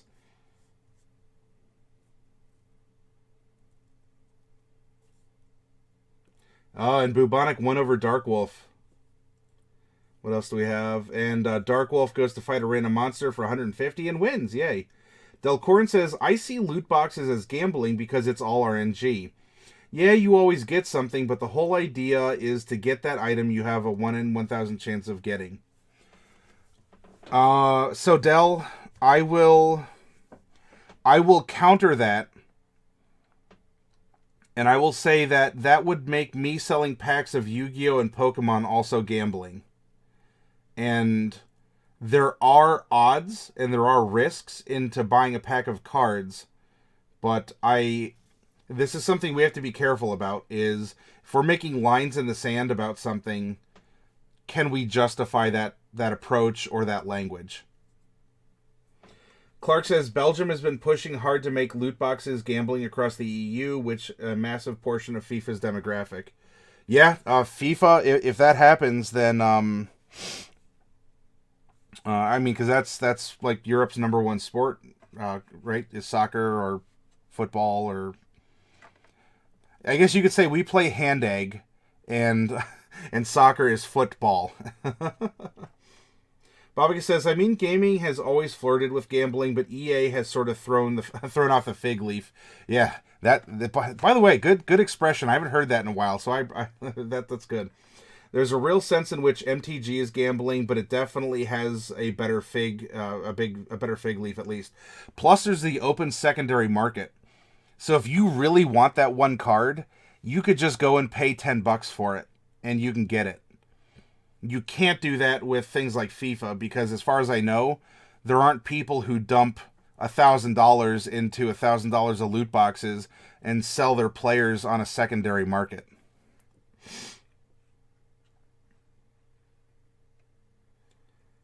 The odds, I don't believe, are printed on the packaging, but the card number in the set is. And I think what it might come down to is, in a set, they'll tell you how many rares, commons, and uncommons there are, and then you know how many of those types of cards are in a pack. So it's not a specific, like, this Pikachu is a 1 in whatever, but you know the rarity of the Pikachu, and you could do some guesswork. Bubonic says, loot boxes suck. I don't play games that have them. I play Final Fantasy Record Keeper, FFRK. It kind of has loot boxes. I don't know, it's a little difficult to describe. But I play that. They're rather generous with their in-game currency, but I have spent real on it. But I'm willing to because I actually enjoy the product, and it's not, I don't know. It could just me having personal bias, but I don't see it as something egregious like the EA games that have been brought up. Clark says there's a market to sell players, and you'd be surprised at how many people dump hundreds on it. Oh, so there is a secondary market. True, secondary market does do away with the gambling aspect. Yeah, because Delcorn, there's not really a secondary market for poker chips in Las Vegas. Alright, so there might be, but not a legal one. Okay, it does away with the requirement to gambling and makes it optional.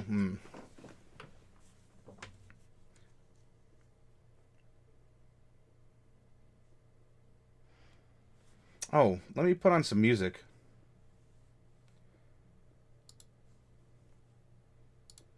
Let's see, we just got out of kind of a creepy dungeon. Let's jam out in an alchemist lab.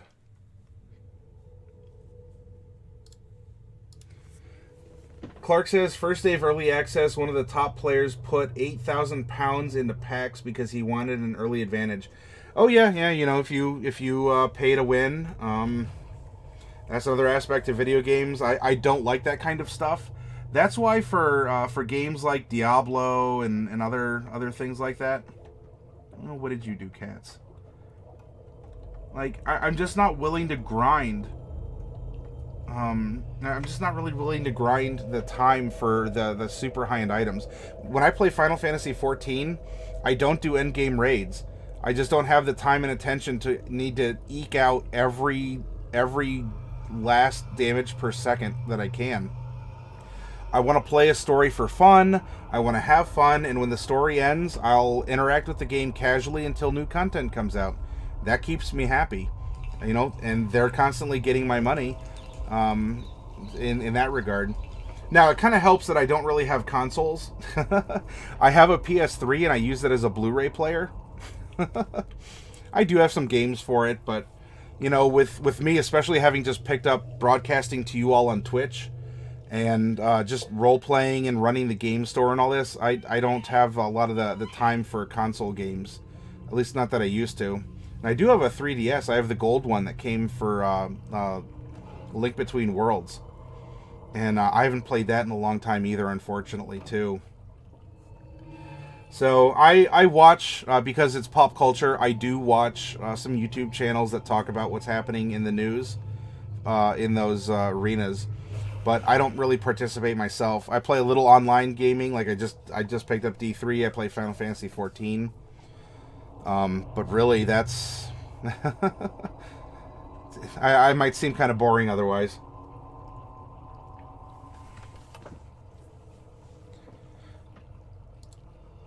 Go ahead and keep talking. It looks like there's some things here on Gilead that I need to fill in here.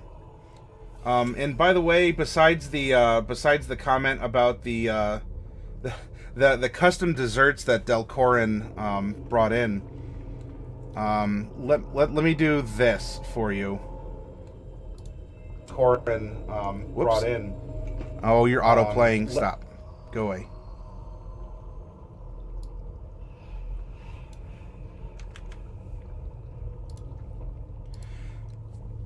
It's Clark says, even the competitive rewards in that game to complete are RNG. For the top 100 players in the world, they get 1 out of 60 legend players and 44 out of 100 plus special edition players that came out throughout the month leading up to the rewards. Well, so Clark, if you don't mind my asking, why do you play this game? I'm not calling you out on it. I'm not implying anything about you, but I get that you're frustrated, and it seems to be an ongoing problem with a company that doesn't exactly have the best set of, community-minded goals in its company values. Why do you continue to play FIFA then? Bubonic says, I play EverQuest and EverQuest 2, but only at free level. Oh my gosh. Nerd alert! Oh. No, that's cool. Wow, you want to talk about a veteran MMORPG player? Bubonic One wins that. I play because I love soccer, and EA has a monopoly on soccer games. Oh, okay, so it's kind of like a Stockholm Syndrome thing. I'm glad you like soccer enough to overlook that, and it would be nice if that opened up, or I guess something like Mario Soccer doesn't really do it for you then, Clark? Like, you want the official stuff? Hey, at least I don't play Ultima Online anymore. Still, even Ultima Online would be...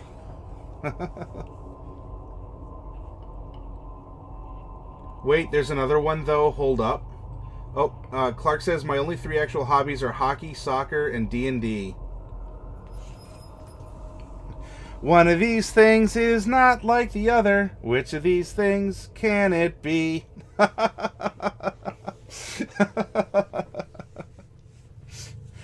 What's a jock like you doing hanging out with a bunch of nerds like us? Come on, man. Seriously, though, Clark, I appreciate you being a part of our community here.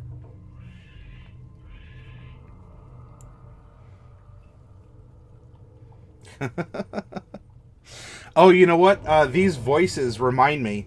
So I was in my store earlier today, and it was early. There wasn't anyone else in the store. Not that it would have been bad or otherwise. Oh. Sounds like my love-hate relationship with Tyson Buffalo Wings. They put a hurting on me, but I love the flavor. That's right. Is the juice worth the squeeze, Delcorin? We can enjoy our misery together, Clark. So Delcorin will cheer you on watching you by eating spicy buffalo wings while you slam your head against soccer. Clark says, I picked up D&D because my doctor won't let me play sports anymore. Too many concussions. Oh, man. I'm sorry to hear that. Did you get that from hockey then? There's a big controversy stateside about American football, aka hand egg, and about that kind of contact. PES has good graphics for fake teams and players. If this isn't Mario Soccer, I'm sorry, but yeah, you might want to find another channel. They don't have the rights to 95% of the soccer world. Well, yeah, so think about it, Dark Wolf. All right, we call it soccer, right? Well, it's known in other countries as football. It is a ball. A ball is a round object, a spherical object, not unlike the Earth, which is flat. And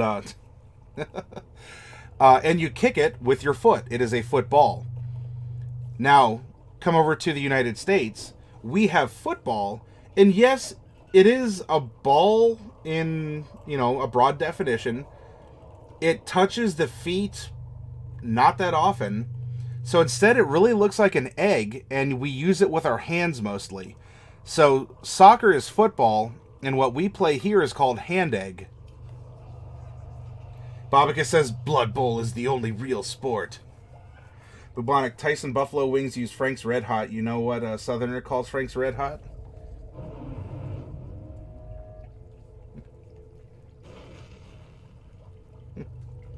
I'm interested to know, Bubonic. Condiment. If you call Frank's Red Hot a condiment, you might be a redneck. That's not my best impression of Jeff Foxworthy, but I hope you get it.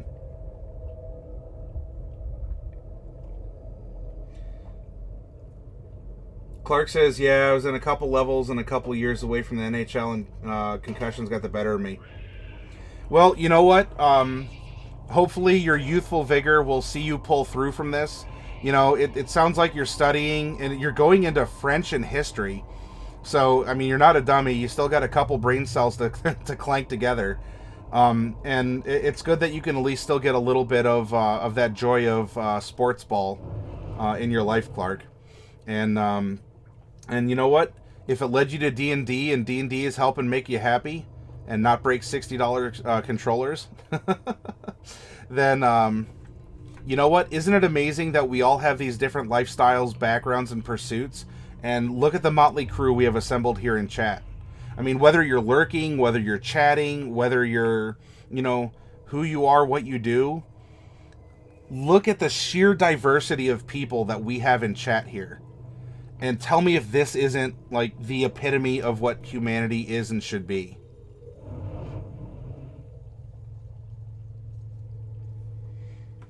I'll take a look at that in a second, though.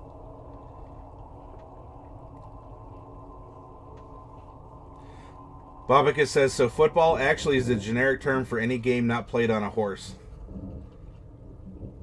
Well, yeah, because then that's hoofball.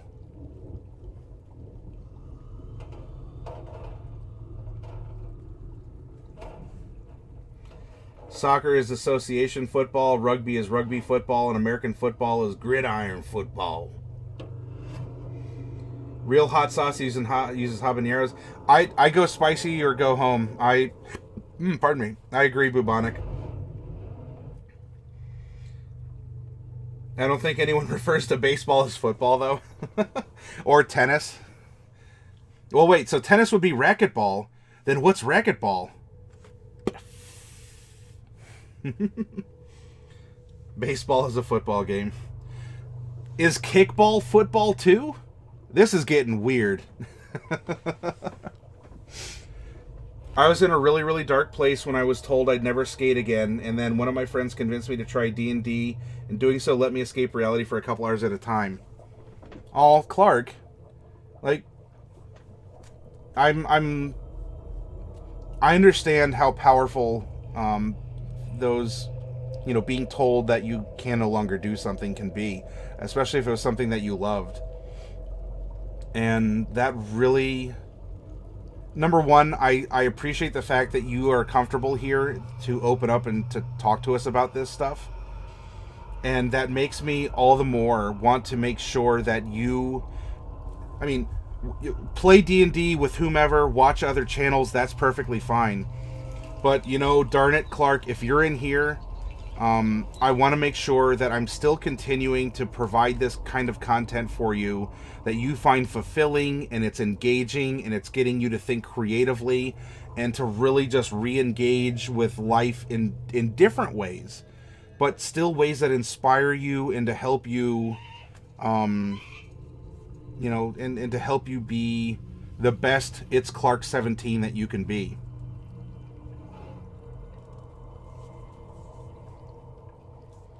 Racquetball and true racquetball. Let me clarify it for you. Do you need a horse to play kickball? Kickball is kiddie football. Whoa, Jam. Using the Gengar apparently to overcome a monster. I would say that you do not need a horse to play kickball.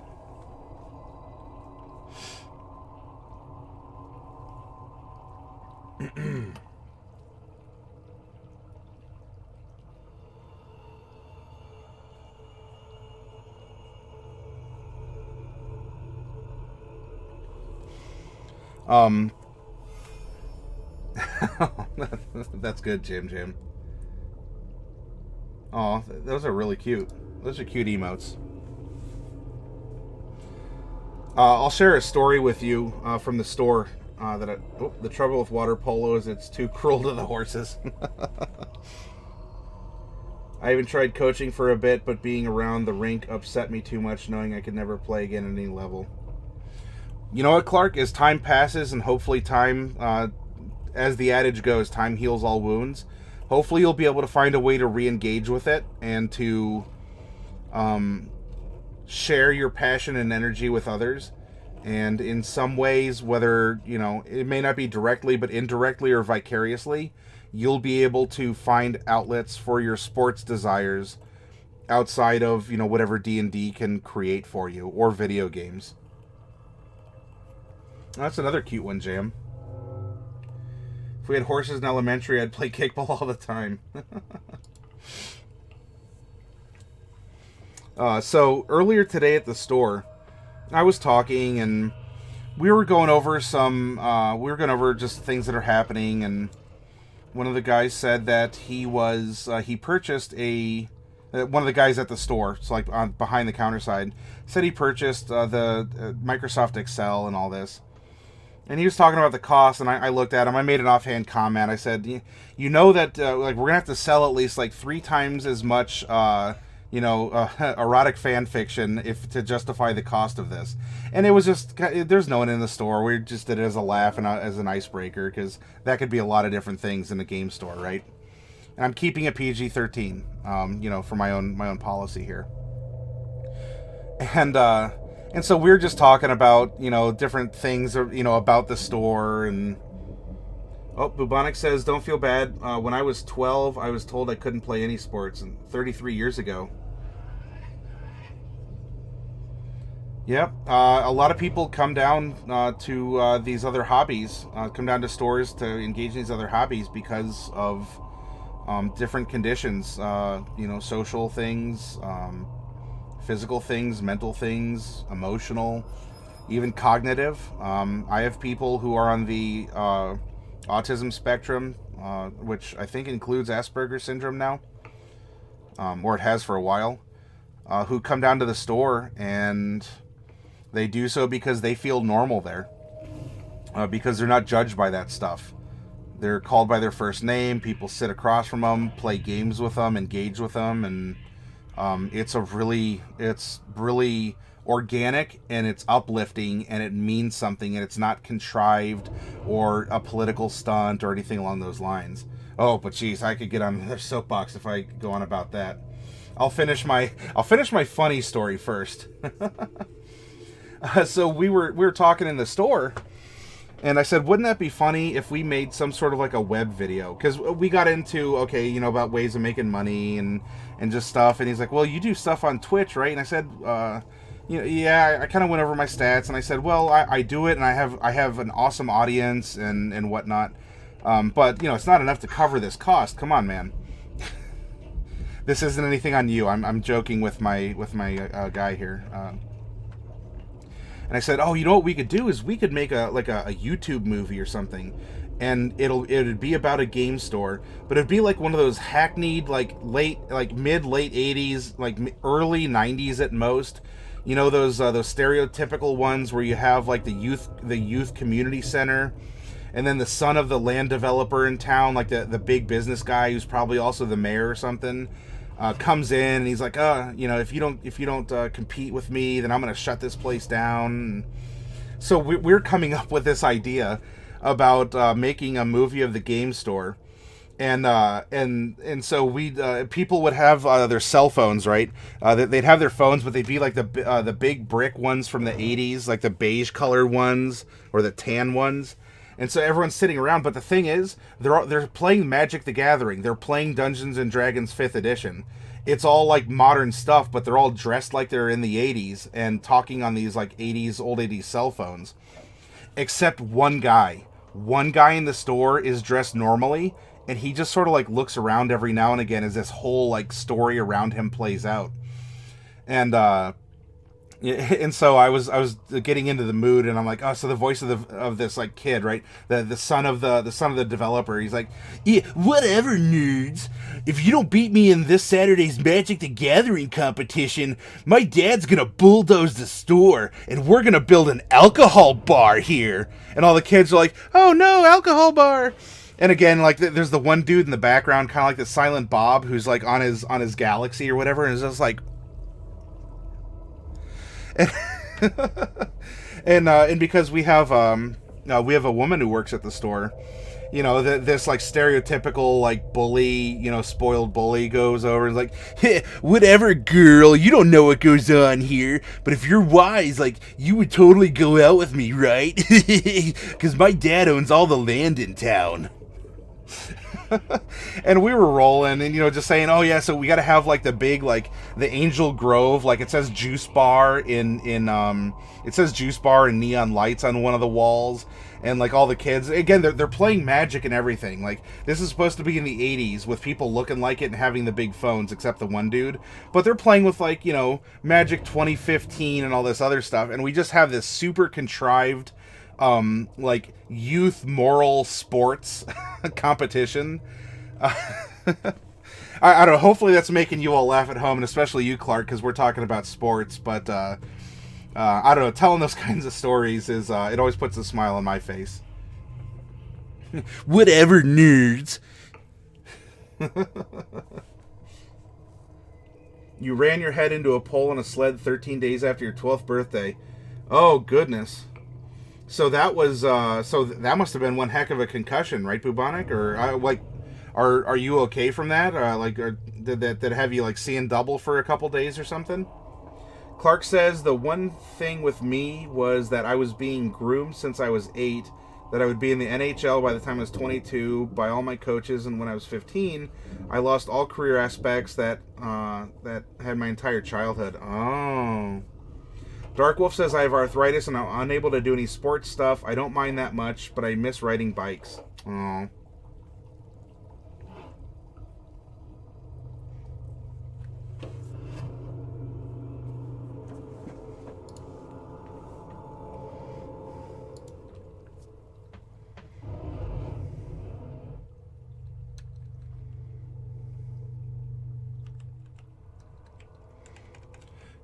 You all go ahead and keep talking. By the way, I'll happily either continue telling stories or I'll read what you're saying, because we're having like a really cool like bonding moment together as a community here right now, and this is such positive energy that you guys are giving off, and that is, I'm absolutely digging it.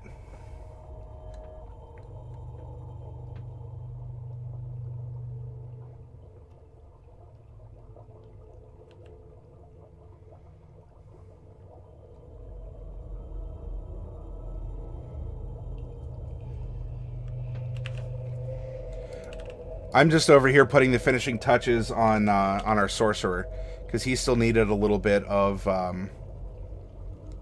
he still needed a couple things here. Dark Wolf says, let me go back to Bubonic. Compression fracture of C3, C4 vertebrae, the two right above what the original Superman broke. Oh. Actually, Bubonic, now, if I'm wrong, you can correct me, but you said that you kind of have some lingering health problems. Is that what it's related to? You don't have to talk about health or anything. Like, none of you are compelled to do that. If you're sharing, please share by your own free will. You know that this is a positive area, and you can open up about that stuff, but I do want to make sure that, you know, you're comfortable doing so, and that we're all on that level. Clark says, I sat in my room in the dark watching the screen on the lowest possible brightness wearing sunglasses because it's too bright. My doctor wanted me to done towards 5 concussions before he pulled me out completely. Oh.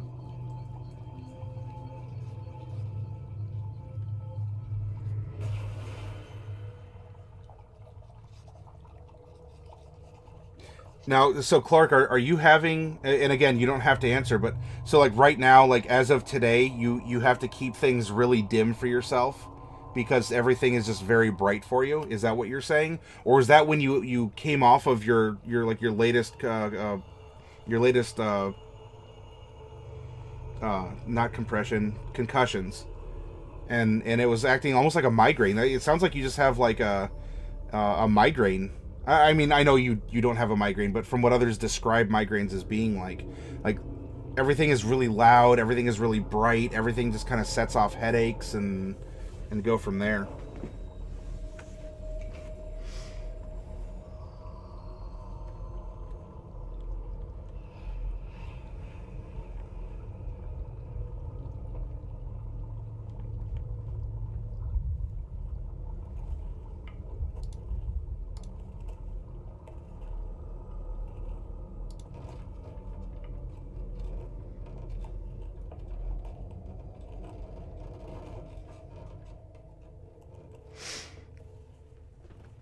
Right now I'm wearing sunglasses watching your stream with everything dim. Got it.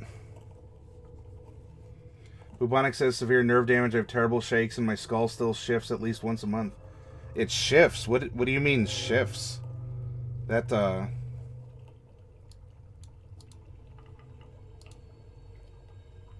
Well, Clark, hopefully I'm only giving you bright ideas. And is it okay when I scroll? Like I've been trying to give heads up and warnings if I'm scrolling through PDFs, but has that been helpful for you? Like, is my flashing through PDF pages, is that kind of intense?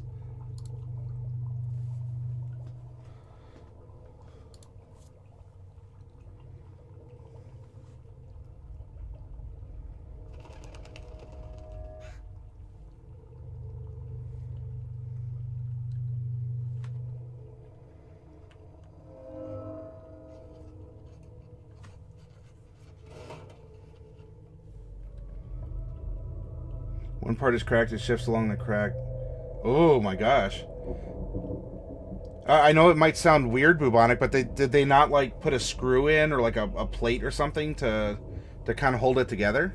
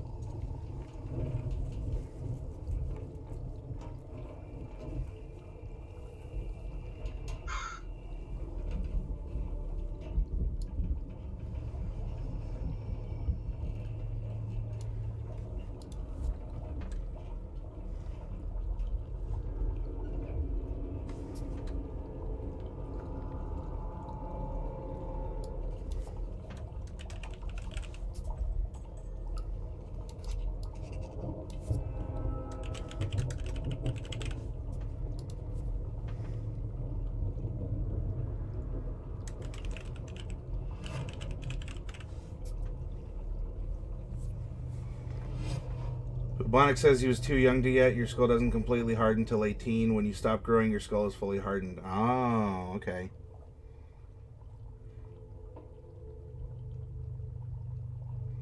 Okay, so it's the light from the screen itself. All right, Clark. I haven't seen anything on a screen in the intended color in 4 years because I have to have sunglasses on or I end up in tears from the pain.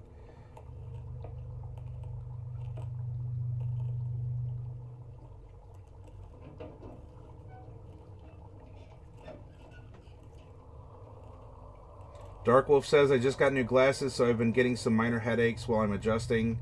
You work at an arcade, so lots of flashing lights. But at least I can finally see. My glasses were long overdue. So Clark, if it's like, do you do a lot of studies by night then, or are you tending to be more nocturnal as a student or otherwise, or what do you do during the day, if you don't mind my asking? Or do you have like those like wraparound glasses, so they're almost like goggles? It's Clark. You're Riddick. You're Vin Diesel's character from Pitch Black. Yeah. Oh, you're a badass. And Vin Diesel plays D&D too. You're fully nocturnal these days. Got it.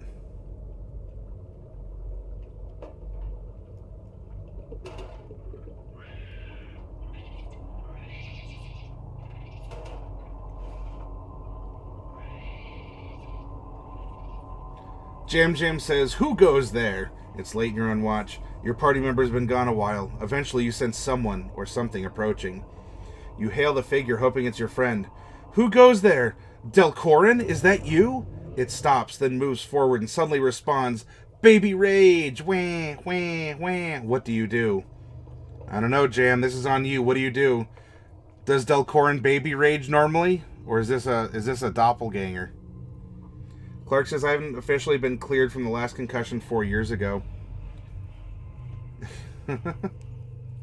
That wasn't a laugh at you, Clark. That was at the face that Jam made. Post-concussion syndrome has been lingering a long time. So what would clear you, or what would help you? Like, is there a therapy to get your eyes to be able to, like, your pupils to contract, or to like block out light more, or what? Is this like a retinal issue? Like, is it a detached retina thing? And again, don't answer if you don't want to. But I'm just curious about it because, look, we're learning from each other's experiences. And if it helps to open up a little bit about that with friendly people, then please do so. Bubonic says, "I get tension headaches from watching certain types of games, equivalent to a migraine, side effect of the accident."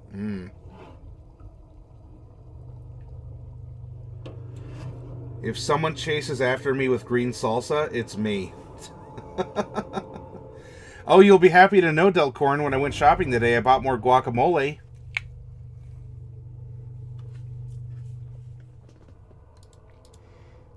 As we're talking in the background, I'm filling in the sorcery, or I'm filling in the spells for our sorcery we made last night. By the way,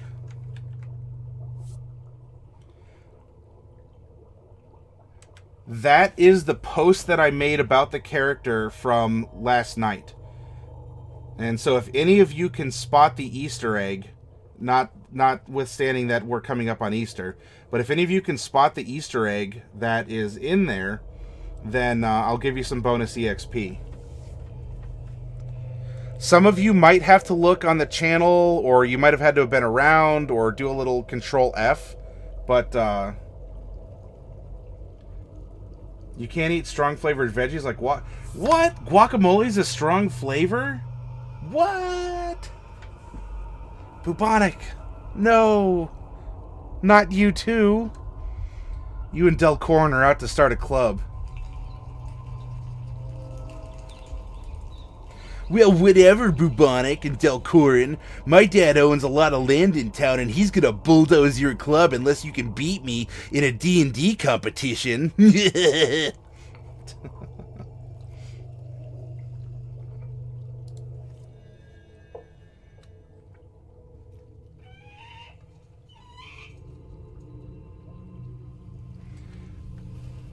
Delcorn is saying, "Lely Wellen sounds very familiar."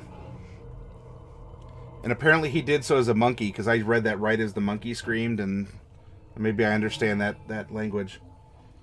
Clark says, "It's mostly just a waiting game with concussions. I'm sure there's some sort of treatment out there, but I won't be able to afford it because of how much I've already spent on specialists and the like."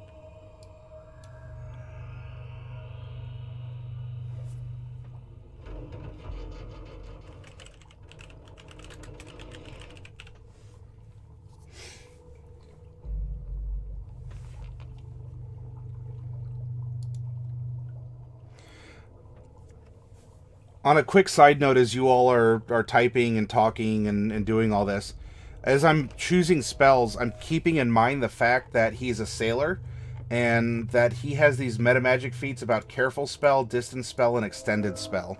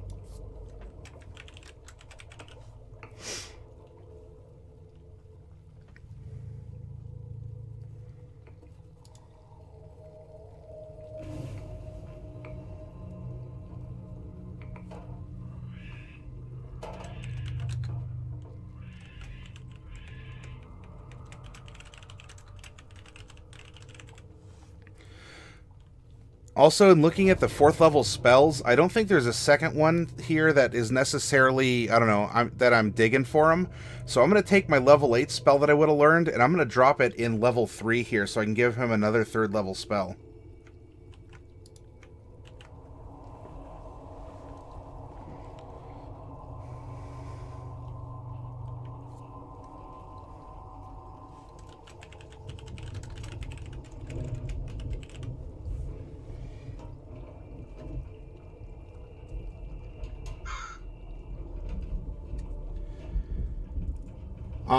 Okay, so Delcorin, you don't have to whisper it if you don't want to, Delcorin. Bubonic says, only good part about my accident was while I have after effects, they're nothing like they would have been if I had done that accident in my 20s. Young bodies heal better than older bodies.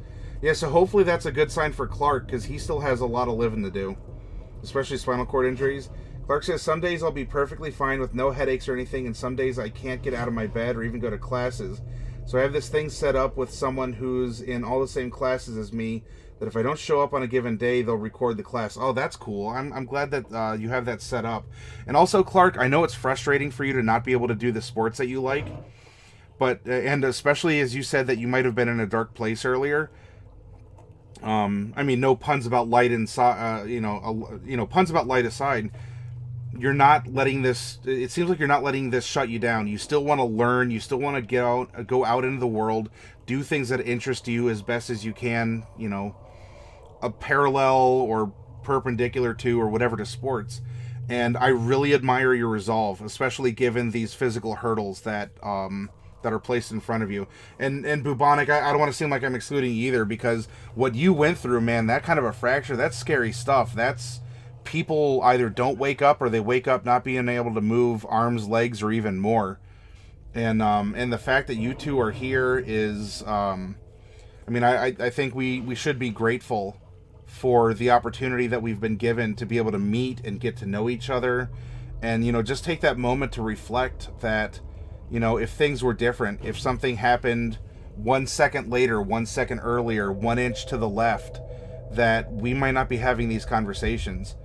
And, it's I don't want to say this to bring the stream down, because it's uplifting, it's positive, but by kind of checking ourselves and making sure that we're keeping things real, even though we're talking about fantasy, this really makes us appreciate each other and who we are as individuals, as a community, as fellow D&D players, and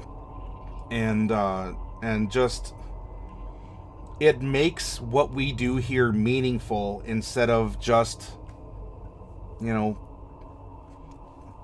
pardon my French, Clark, but instead of just pissing away, our time. Hey, King, welcome back. We're kind of having a heart-to-heart moment, King. I don't know how much you've been in here for it, but we're having some real talk as I'm assigning some spells to our sorcerer we made last night. Also, Del Corin, yeah, you pretty much got the Easter egg. But I'm sorry, King says watching other people play D&D is so frustrating sometimes. You're drifting between both streams. Um, well, so to kind of poke fun at Clark, Clark got a little upset with his FIFA game, and a $60 controller later, ... So King, hopefully you don't have anything that you need to throw when you're watching these people play 3-5. Although King, if you want, can you provide some commentary? What's going on in that channel right now? Jam, ooh, spending the big bucks going down into the Underdark. A gas spore, ooh, those things can be pretty brutal. 5 and a 1. Oh God, who let out a fart in here? He said as he waved his hand in front of his face. You're tempted to throw things? Uh-oh. Is it just kind of like, is the storytelling not good? Is it just a series of bad decisions? What's happening in that 3-5 game, King? Delcorn says, my official guess, the character worked on a trade ship named after a village we made about a month ago named Lely Willen's Vineyard. You're close in that regard. It was we officially called it Lely Wellen's Folly. But yes, Delcorin, and actually this is kind of like King made a mention of this last night. You know, are we going back? Are we building lore inside of our stream?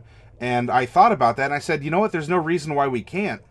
And so when I went to name his ship, I was thinking, I'm like, okay, he's an elf, and I think it was even King who brought up, you know, well, if you're on an elven ship, you probably know your shipmates forever, right? I'm like, okay. So we have this original town that was partially founded by elves, and it was called Lely Wellen's Folly.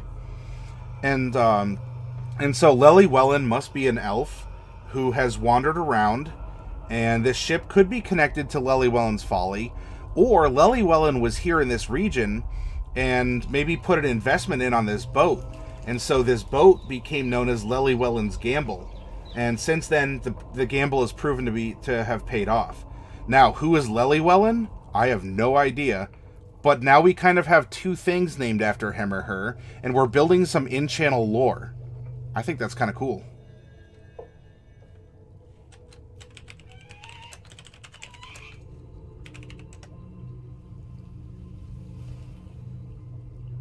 Oh, does it say that, Delcorin? Okay, well, if I'm wrong, I'm wrong, but still, there's your experience points, so enjoy them, you ingrate.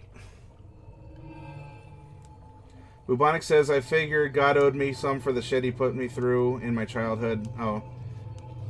I mean, no offense to me personally, and, you know, I get your passion behind those words, and I appreciate you kind of putting the qualifying statement after that.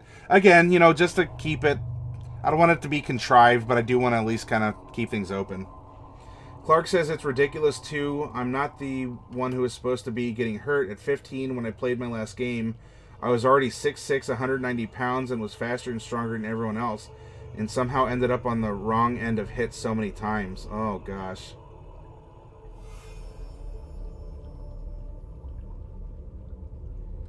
Yeah, Folly was in the notes somewhere, but yeah, and you got it, Del. Don't worry. Enjoy your points. Well, you know what, Clark? I mean, you're not asking for advice, and I'm not here to patronize you.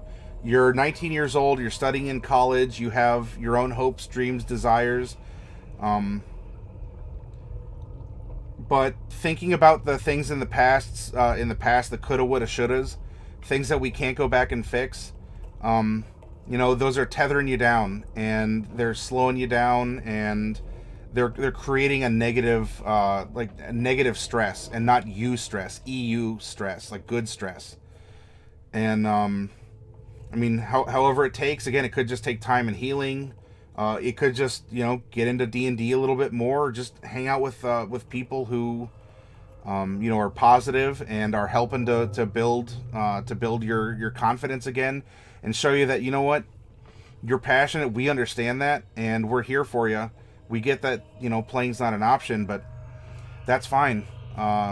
You're still you. All of us here have only known you as you are right now, Clark.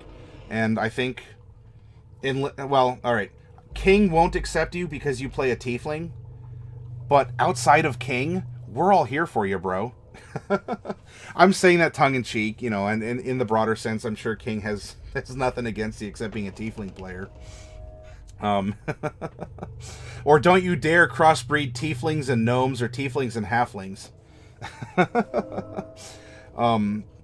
But yeah, you know what? It sucks, and I know it's still early on, and this dates me and my age, right? If I'm saying, you know, you're young and can move forward, but you have all this life ahead of you. You have this studying to do, some healing to do, physically and emotionally, man. And once you power through this, you have all of these other gifts that you can use in ways to help people, to advance society, to make yourself happy, to find others to share that happiness in ways of friendship or a deeper relationship, that kind of a thing.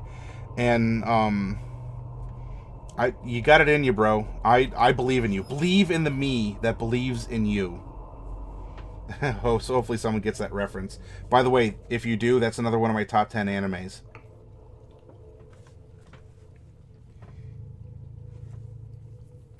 King says, okay, so D&D 3.5 game, somewhat standard fantasy setting. The nation they are in is ruled by the Nine, who are 9 dudes who send them after artifacts from the quote-unquote old world, which are modern-day objects. They went underground on a mission to get some relics for the Nine, and then for 3 sessions stayed down there, entirely lost. Poor decision from the players. Oh, Del needs to go back and watch the episode. Yes, I'm farming YouTube views. Dark Wolf, okay, he's getting over the internet problems. I'm glad it's not derpy for you, Dark Wolf. King continues, when they get back up, their nation, which is actually an empire, was being invaded by people who the DM described to have some mysterious material armor and some specific description that basically meant they had assault rifles. Dark Wolf was on a campaign. I accept tieflings, gives out masks. Jam Jam checks EXP, goes on an adventure in the plains. A wolf spider jumps out. 17, I owe Jam Jam some EXP.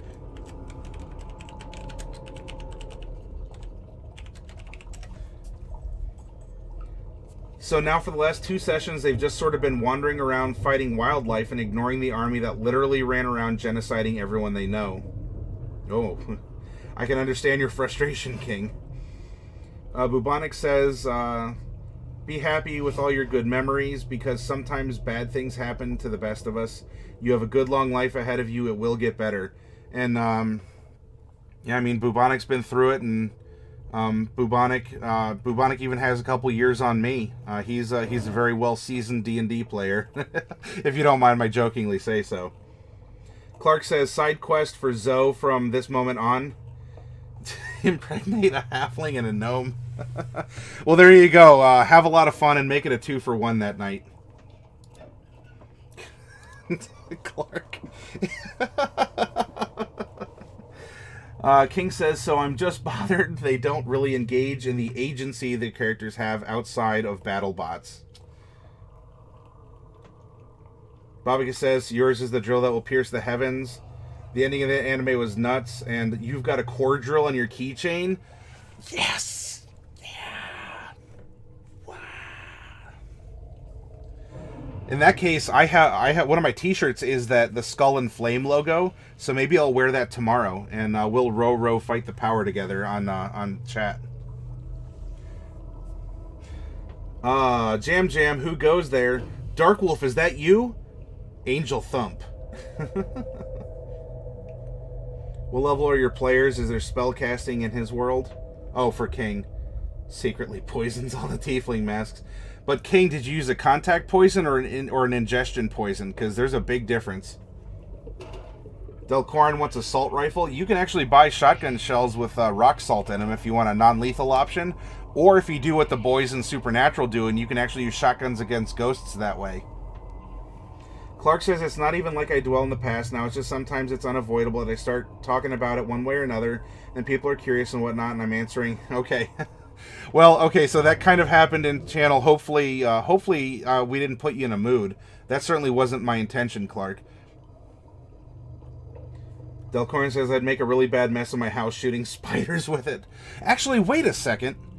I think there's something almost like that, where it's like a it's like a salt shooting gun that you actually use on bugs. Okay, yeah. You're right, Delcorn. I could have sworn something like that after we were talking about that. There's also a non-lethal one that has like these little bristles that kind of close around a spider so you can take them outside. That doesn't sound like what you want to do, though. King, Gurren Lagann, yeah. I've got the flag in my room. Oh, I think I have a flag too, and if so, then I'm going to fly it this summer outside of my house. I put a U.S. flag up on one pole, and I put, I've had the, from Firefly, speaking of Firefly, I've had the New Republic, the green and brown one with the blue star on it. I've had the United Federation of Planets, and I think I have a Gurren Lagann flag also that I'll fly beside my U.S. flag this summer. Darkwolf says, King, I will destroy if you mess with my masks. Delcorin, okay, yeah, the actual assault rifles. King says, level 8 Goblin Bard was reincarnated. A level 9... Oh, jeez. A level 9 Mystic Thurge, who is 3/3/3 Wizard Cleric and Thurge.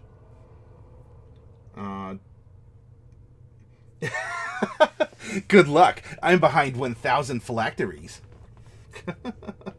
Delcorn, frag that. Spiders need to die. I'd fly a Xeon flag, but they kind of look like Nazi flag. Oh, yeah. A Xeon from Gundam. So not the best thing to have out in public. Yeah.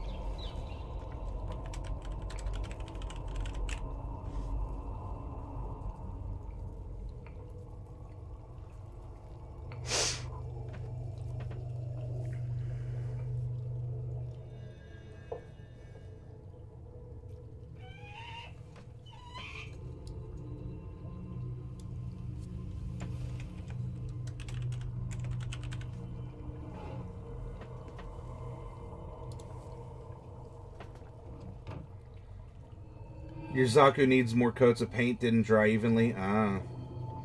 Darkwolf is getting serious here. Wants to duel the king. Oh, the colors came out right at least. King defeats Darkwolf. Ooh, ooh, ooh.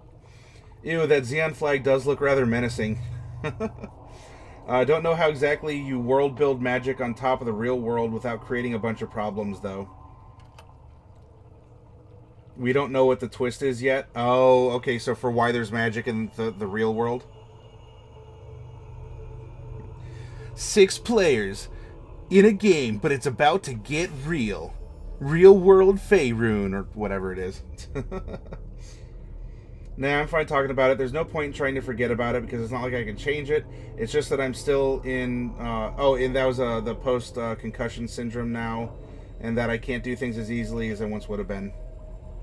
Hey, man. Bro fist, right here. Come on, bud. Alright, blow up the rock. Ready? 3, 2, 1.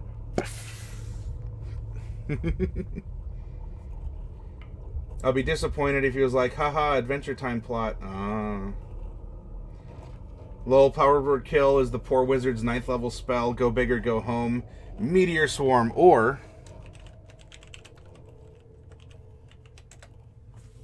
or that one. The power structure is Darkwolf is less than King is less than Rabbits. I will not blow up Dwayne The Rock Johnson, says Bobicus. How dare you, sir? How dare you? It's actually Underdark is less than Darkwolf is less than King is less than Rabbits.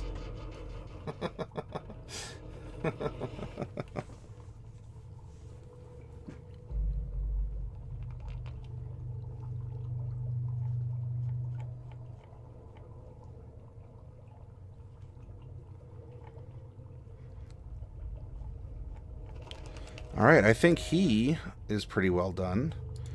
Oh, we still need a name and some traits for this character over here too, by the way. Pardon. And you know what? I think we're going to give him...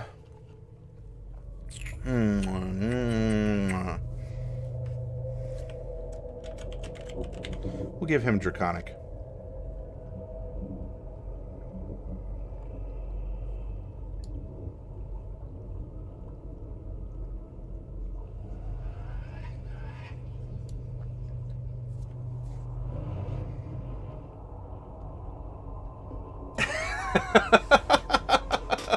King with the strong deny. Know your place.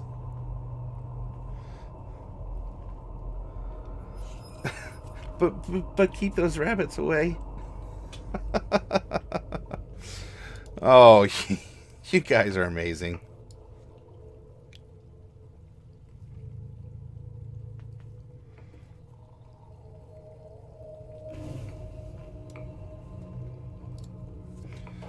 Oh, Dark Wolf is going through the plains. A rabbit jumping from the grass is not a rabbit, but a lion. 8 or greater, and oh, you step up and you slay the lion.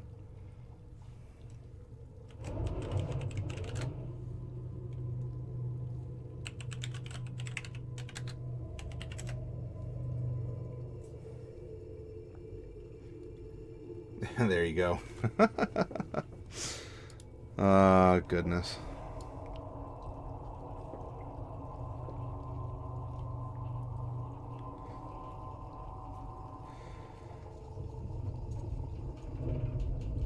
All right, I think these characters are looking pretty good. All right, so we have all 5 characters we need. We've gone through a dungeon. We've explained the ecology. We've explained the psychology of a dungeon, right?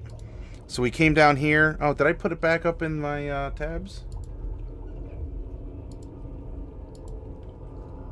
Where'd it go? Well, all right.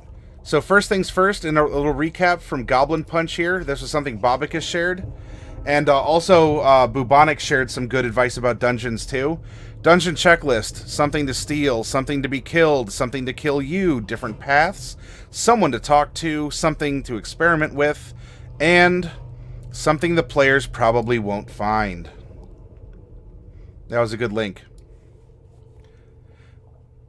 We then went on to talk about... so if you're building an area where people are living, where people are operating out of, do you want to just trust it to a bunch of random rooms, or... Whoop, where'd it go? There we go. Or do we follow Maslow's hierarchy of needs to make sure that this dungeon has an ecology that can support these beings? Do they, can they breathe? Is there food and water and other things? If this is taken care of, then they can focus on safety. Then they can focus on love and belonging, esteem, and self-actualization. Is a dungeon going to get much much above yellow? Probably not. But if you're miles underground and you don't have access to water, what's going on? What happened? Did you at least put dried out wells, even if there's no active ones? That kind of a thing to think about. And then we went through and kind of room by room, we made this dungeon for the area we were in. Right? We kind of said X marks the spot right here. I'm going to get rid of those, though. Okay. Is this water temple, is it infested with undead and evil cult stuff? No. Doesn't have to. We have some natural hazards. We have, so the rocks to get over. We talked about kind of foreshadowing in your dungeon. We talked about pacing. We talked about the utility of rooms and that there shouldn't really be wasted space. Every part of your dungeon should tell a story in some way.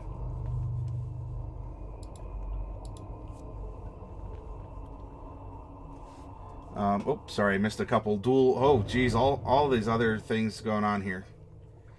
Okay, so Dark Wolf goes into the forest.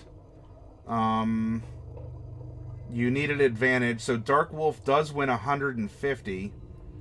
Stop torturing me with your adorable wilderness animals. Alright, let's do this one at a time. KH Dark Wolf.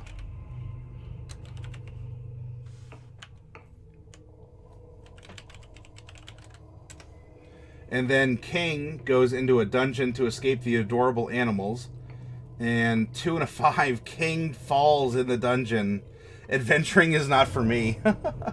Delcorin goes into the plains. Is it a rabbit? Nay, nay, 'tis a warg. You people are terrible. King, no rabbits. No more rabbits. No more rabbits. Come on. Come on, guys. Rabbits are easy, he said.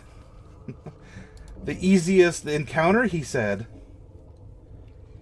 You need a 10 or greater. Del rolls 7 and 9. You get a +1 at disadvantage. Oh, no. Falls a little short. The warg. The warg eats Delcorin. Babika says, someone to talk to is why I included my Ash Drake when my players went to Shilku. Oh, okay, so for anyone wondering, Babicus has this setting that's kind of like an ashy, ghostly after image of a city that was consumed by a volcano. And he's treating it kind of like an open world dungeon, from what I'm recalling. And there's an Ash Drake there that has now taken up residence in this kind of like haunted ash-strewn city. Delcorin quits. No, don't quit, Delcorin. Oh, by the way, as we're in the 3rd section, there's 40 points for everyone who's watching, and as my token of appreciation. Timed out, oh well. Stuff's happening, popping out. Yeah. Alright, so there's my points. The tieflings win this time, says Clark. Jam Jam goes into the forest. A 12 or greater. Can you do it? 17 and 10. Yep. 17 plus 3 is 20. Jam Jam X3 wins 200.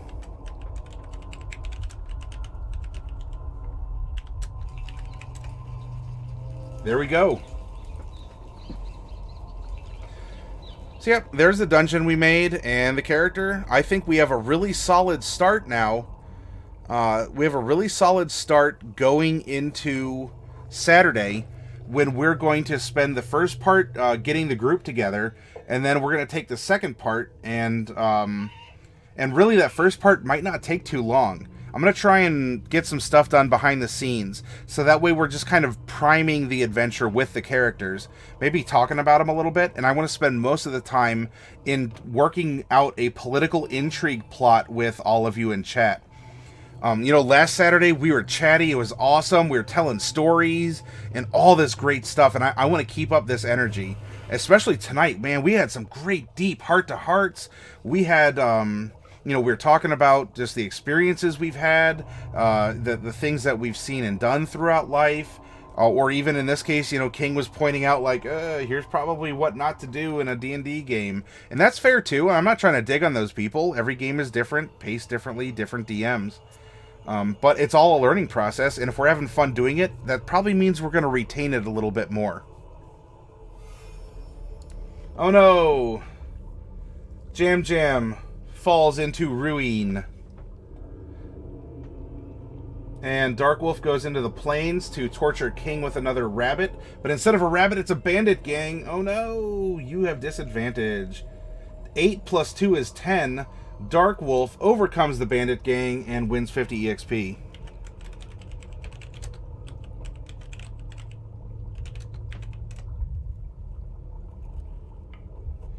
You know what? I think the next time they talk to the Drake, he's going to bury one of them in ash.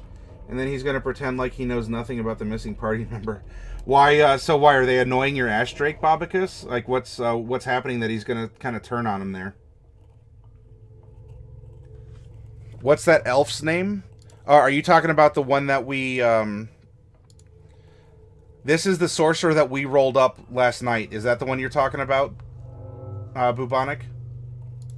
Giliav Uliandre.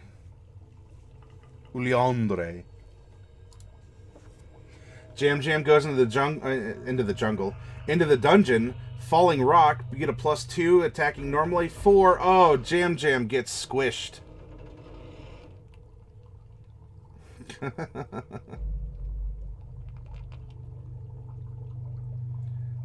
Jam Jam comes back as a female fairy monk. I guess you can use your wings to kind of get an extra attack in or something. Bob, I guess he's not turning on them. He's just seen them twice already, and his idea of a prank is crueler than you or I might be comfortable with. That's true. I can accept this. Oh, it's a 3-ounce coconut egg is delicious. Coconut. It has a weird texture and a slightly odd taste.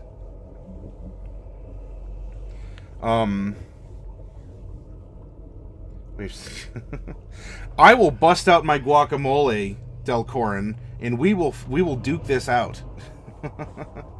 Just imagine this: you have a chocolate-filled egg, or you have a chocolate egg filled with guacamole. Yeah, what?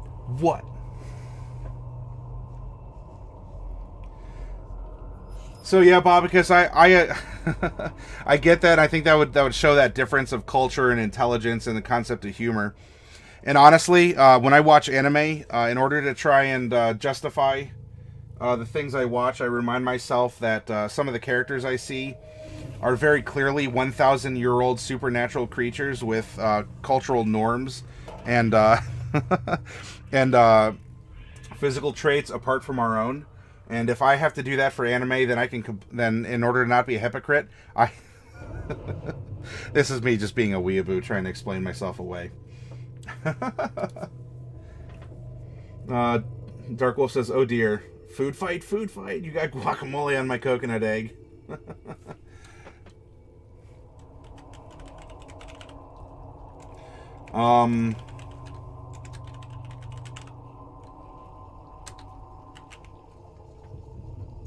Cadbury eggs are scrumptious. I had 4 yesterday. Ooh. All right, Delcorn, we're gonna settle this food fight like gentlemen. Dark Wolf is going through... Oh. Okay, fine. Your coconut wins the day. Dark Wolf is going through the forest. Is it just a deer? It never is. A treant pear pops out. 13. Hey, you beat the treant pear.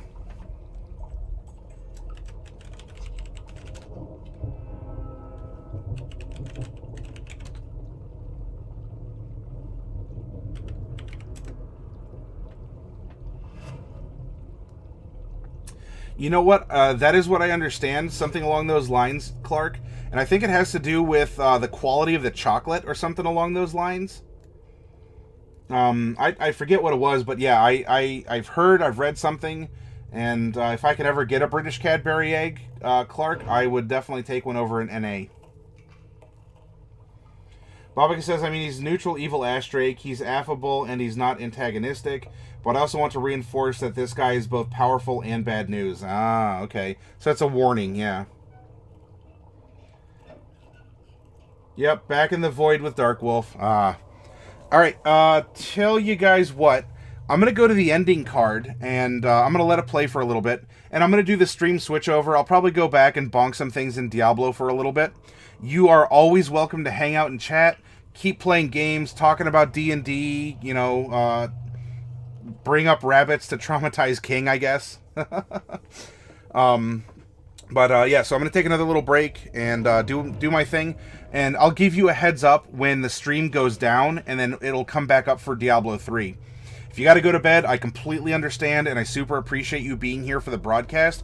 We got a lot done. We have set up a really good campaign. This is like like I said, that's like a D&D 301 level campaign. And it's tomorrow is going to be cool. I'm waiting for it. Or I can't wait for it. All right, anyway, there's the ending card. So let's switch over to that. And I'm going to mute the mic, go AFK a little bit, and I will be back soon.